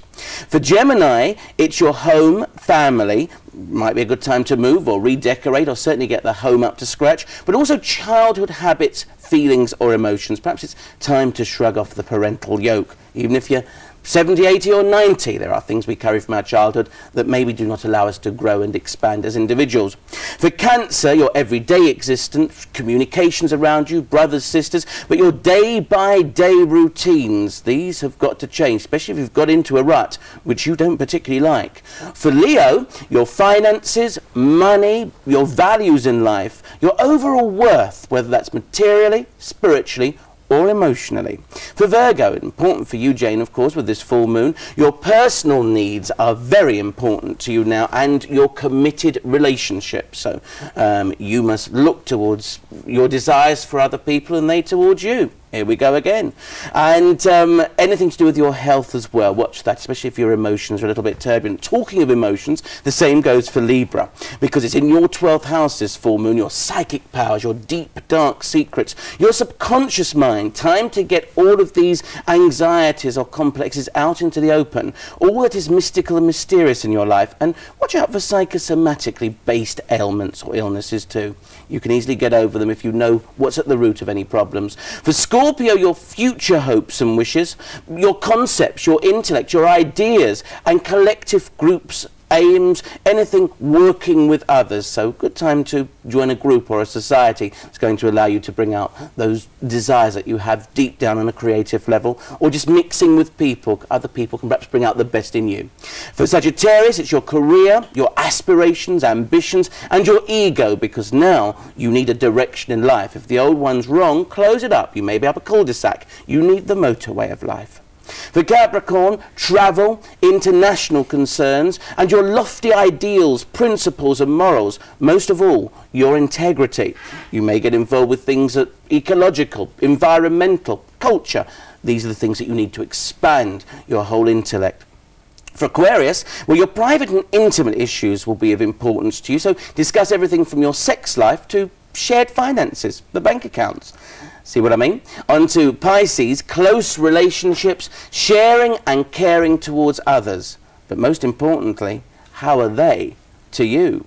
Good time to find out this week. That full moon will certainly bring the emotions to the fore. You said the full moon's got something to do with it being Friday the 13th. Have I got that No, wrong? nothing to do with Friday the 13th. But that was the last Friday the 13th. Do you remember somebody wrote in and said there's a full moon and it was Friday the 13th? Does this happen very often? So is it a load of old rubbish then, all this superstition about bad things happening on Friday the 13th? Well, can we ever say that anything like that is superstition? Just to say, by the way, the full moon falls on a Sunday this week. I just want to do that, otherwise people will ring in and say it's not a Friday, it's Sunday.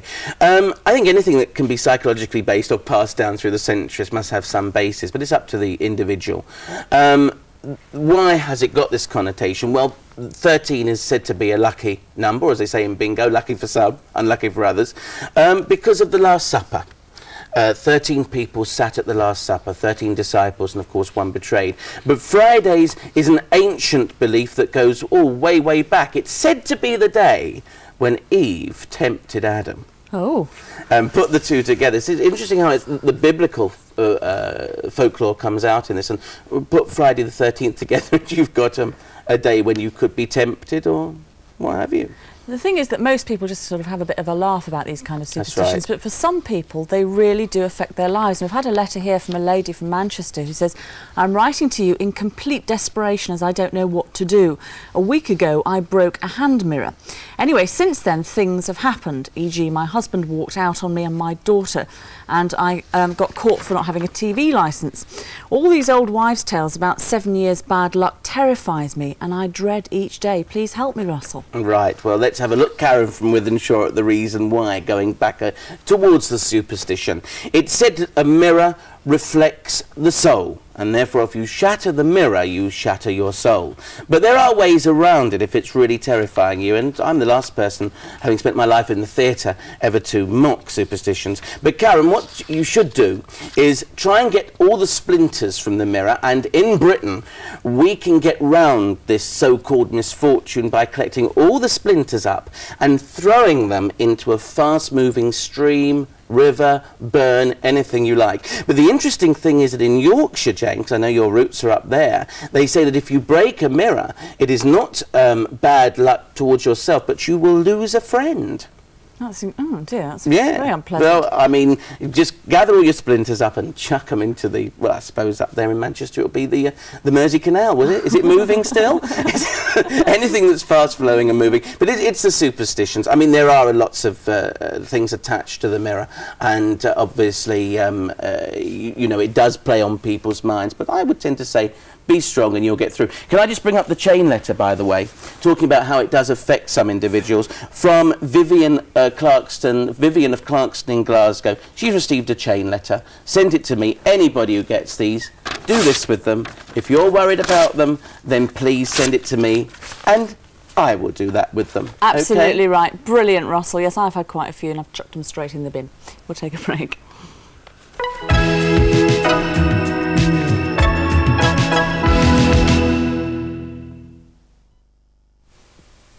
For those of you who don't own a machine for testing non-stick interiors, we advise you to look for this label.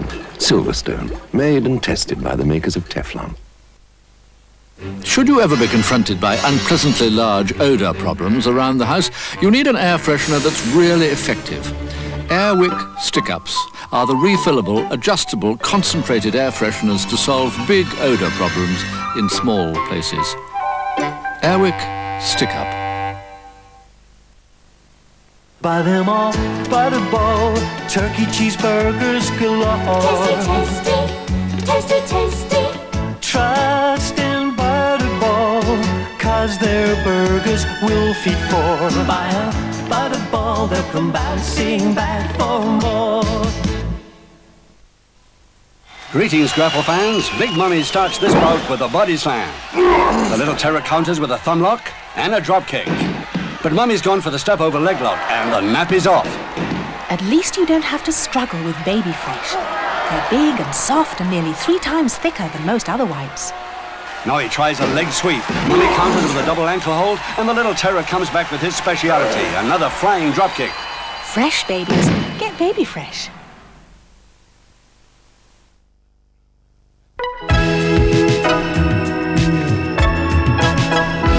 Hello again, let's get straight over to Lizzie now. Hello, and if you get up early next week, you can exercise to this gorgeous music. But would I let you down? No, I've made endless phone calls. I can tell you that as from Monday, on a 7-inch and a 12-inch, you can get this record. It's called Can't Be With You Tonight. It's by Judy Boucher. Will we get to the chorus? Oh, you know the exercises. I won't speak. Well, just a little. Stretch up again. Right up. Reach up. Bend your right leg and reach right up with your right arm and change. If my love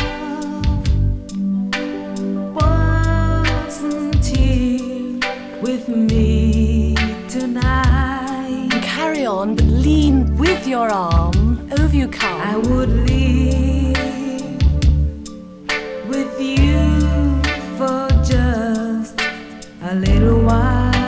And then bend both legs, feet flat on the floor, down you go. I love him and down. the same way as I love you now. Now really deeply bend, but swing your arms down and up to your right. I'm sorry. And change. I can't be with you tonight. Shake out your legs, face your right diagonal. Now up you come, quite relaxed through the thighs. Though I want up you come to hold you in and take away your left leg tonight. onto your left diagonal. Up you come. Take the chains 'cause it won't be right. And then bring your right knee straight up in front, balance. We meet out to the side. again some other time. And then your left knee in front. And if you accost me anymore when I'm shopping, and it's chaps as well about this record, remember, you can join us on Monday exercising, but that's at 10 to 7. Here's the chorus. Oh, we're missing the chorus.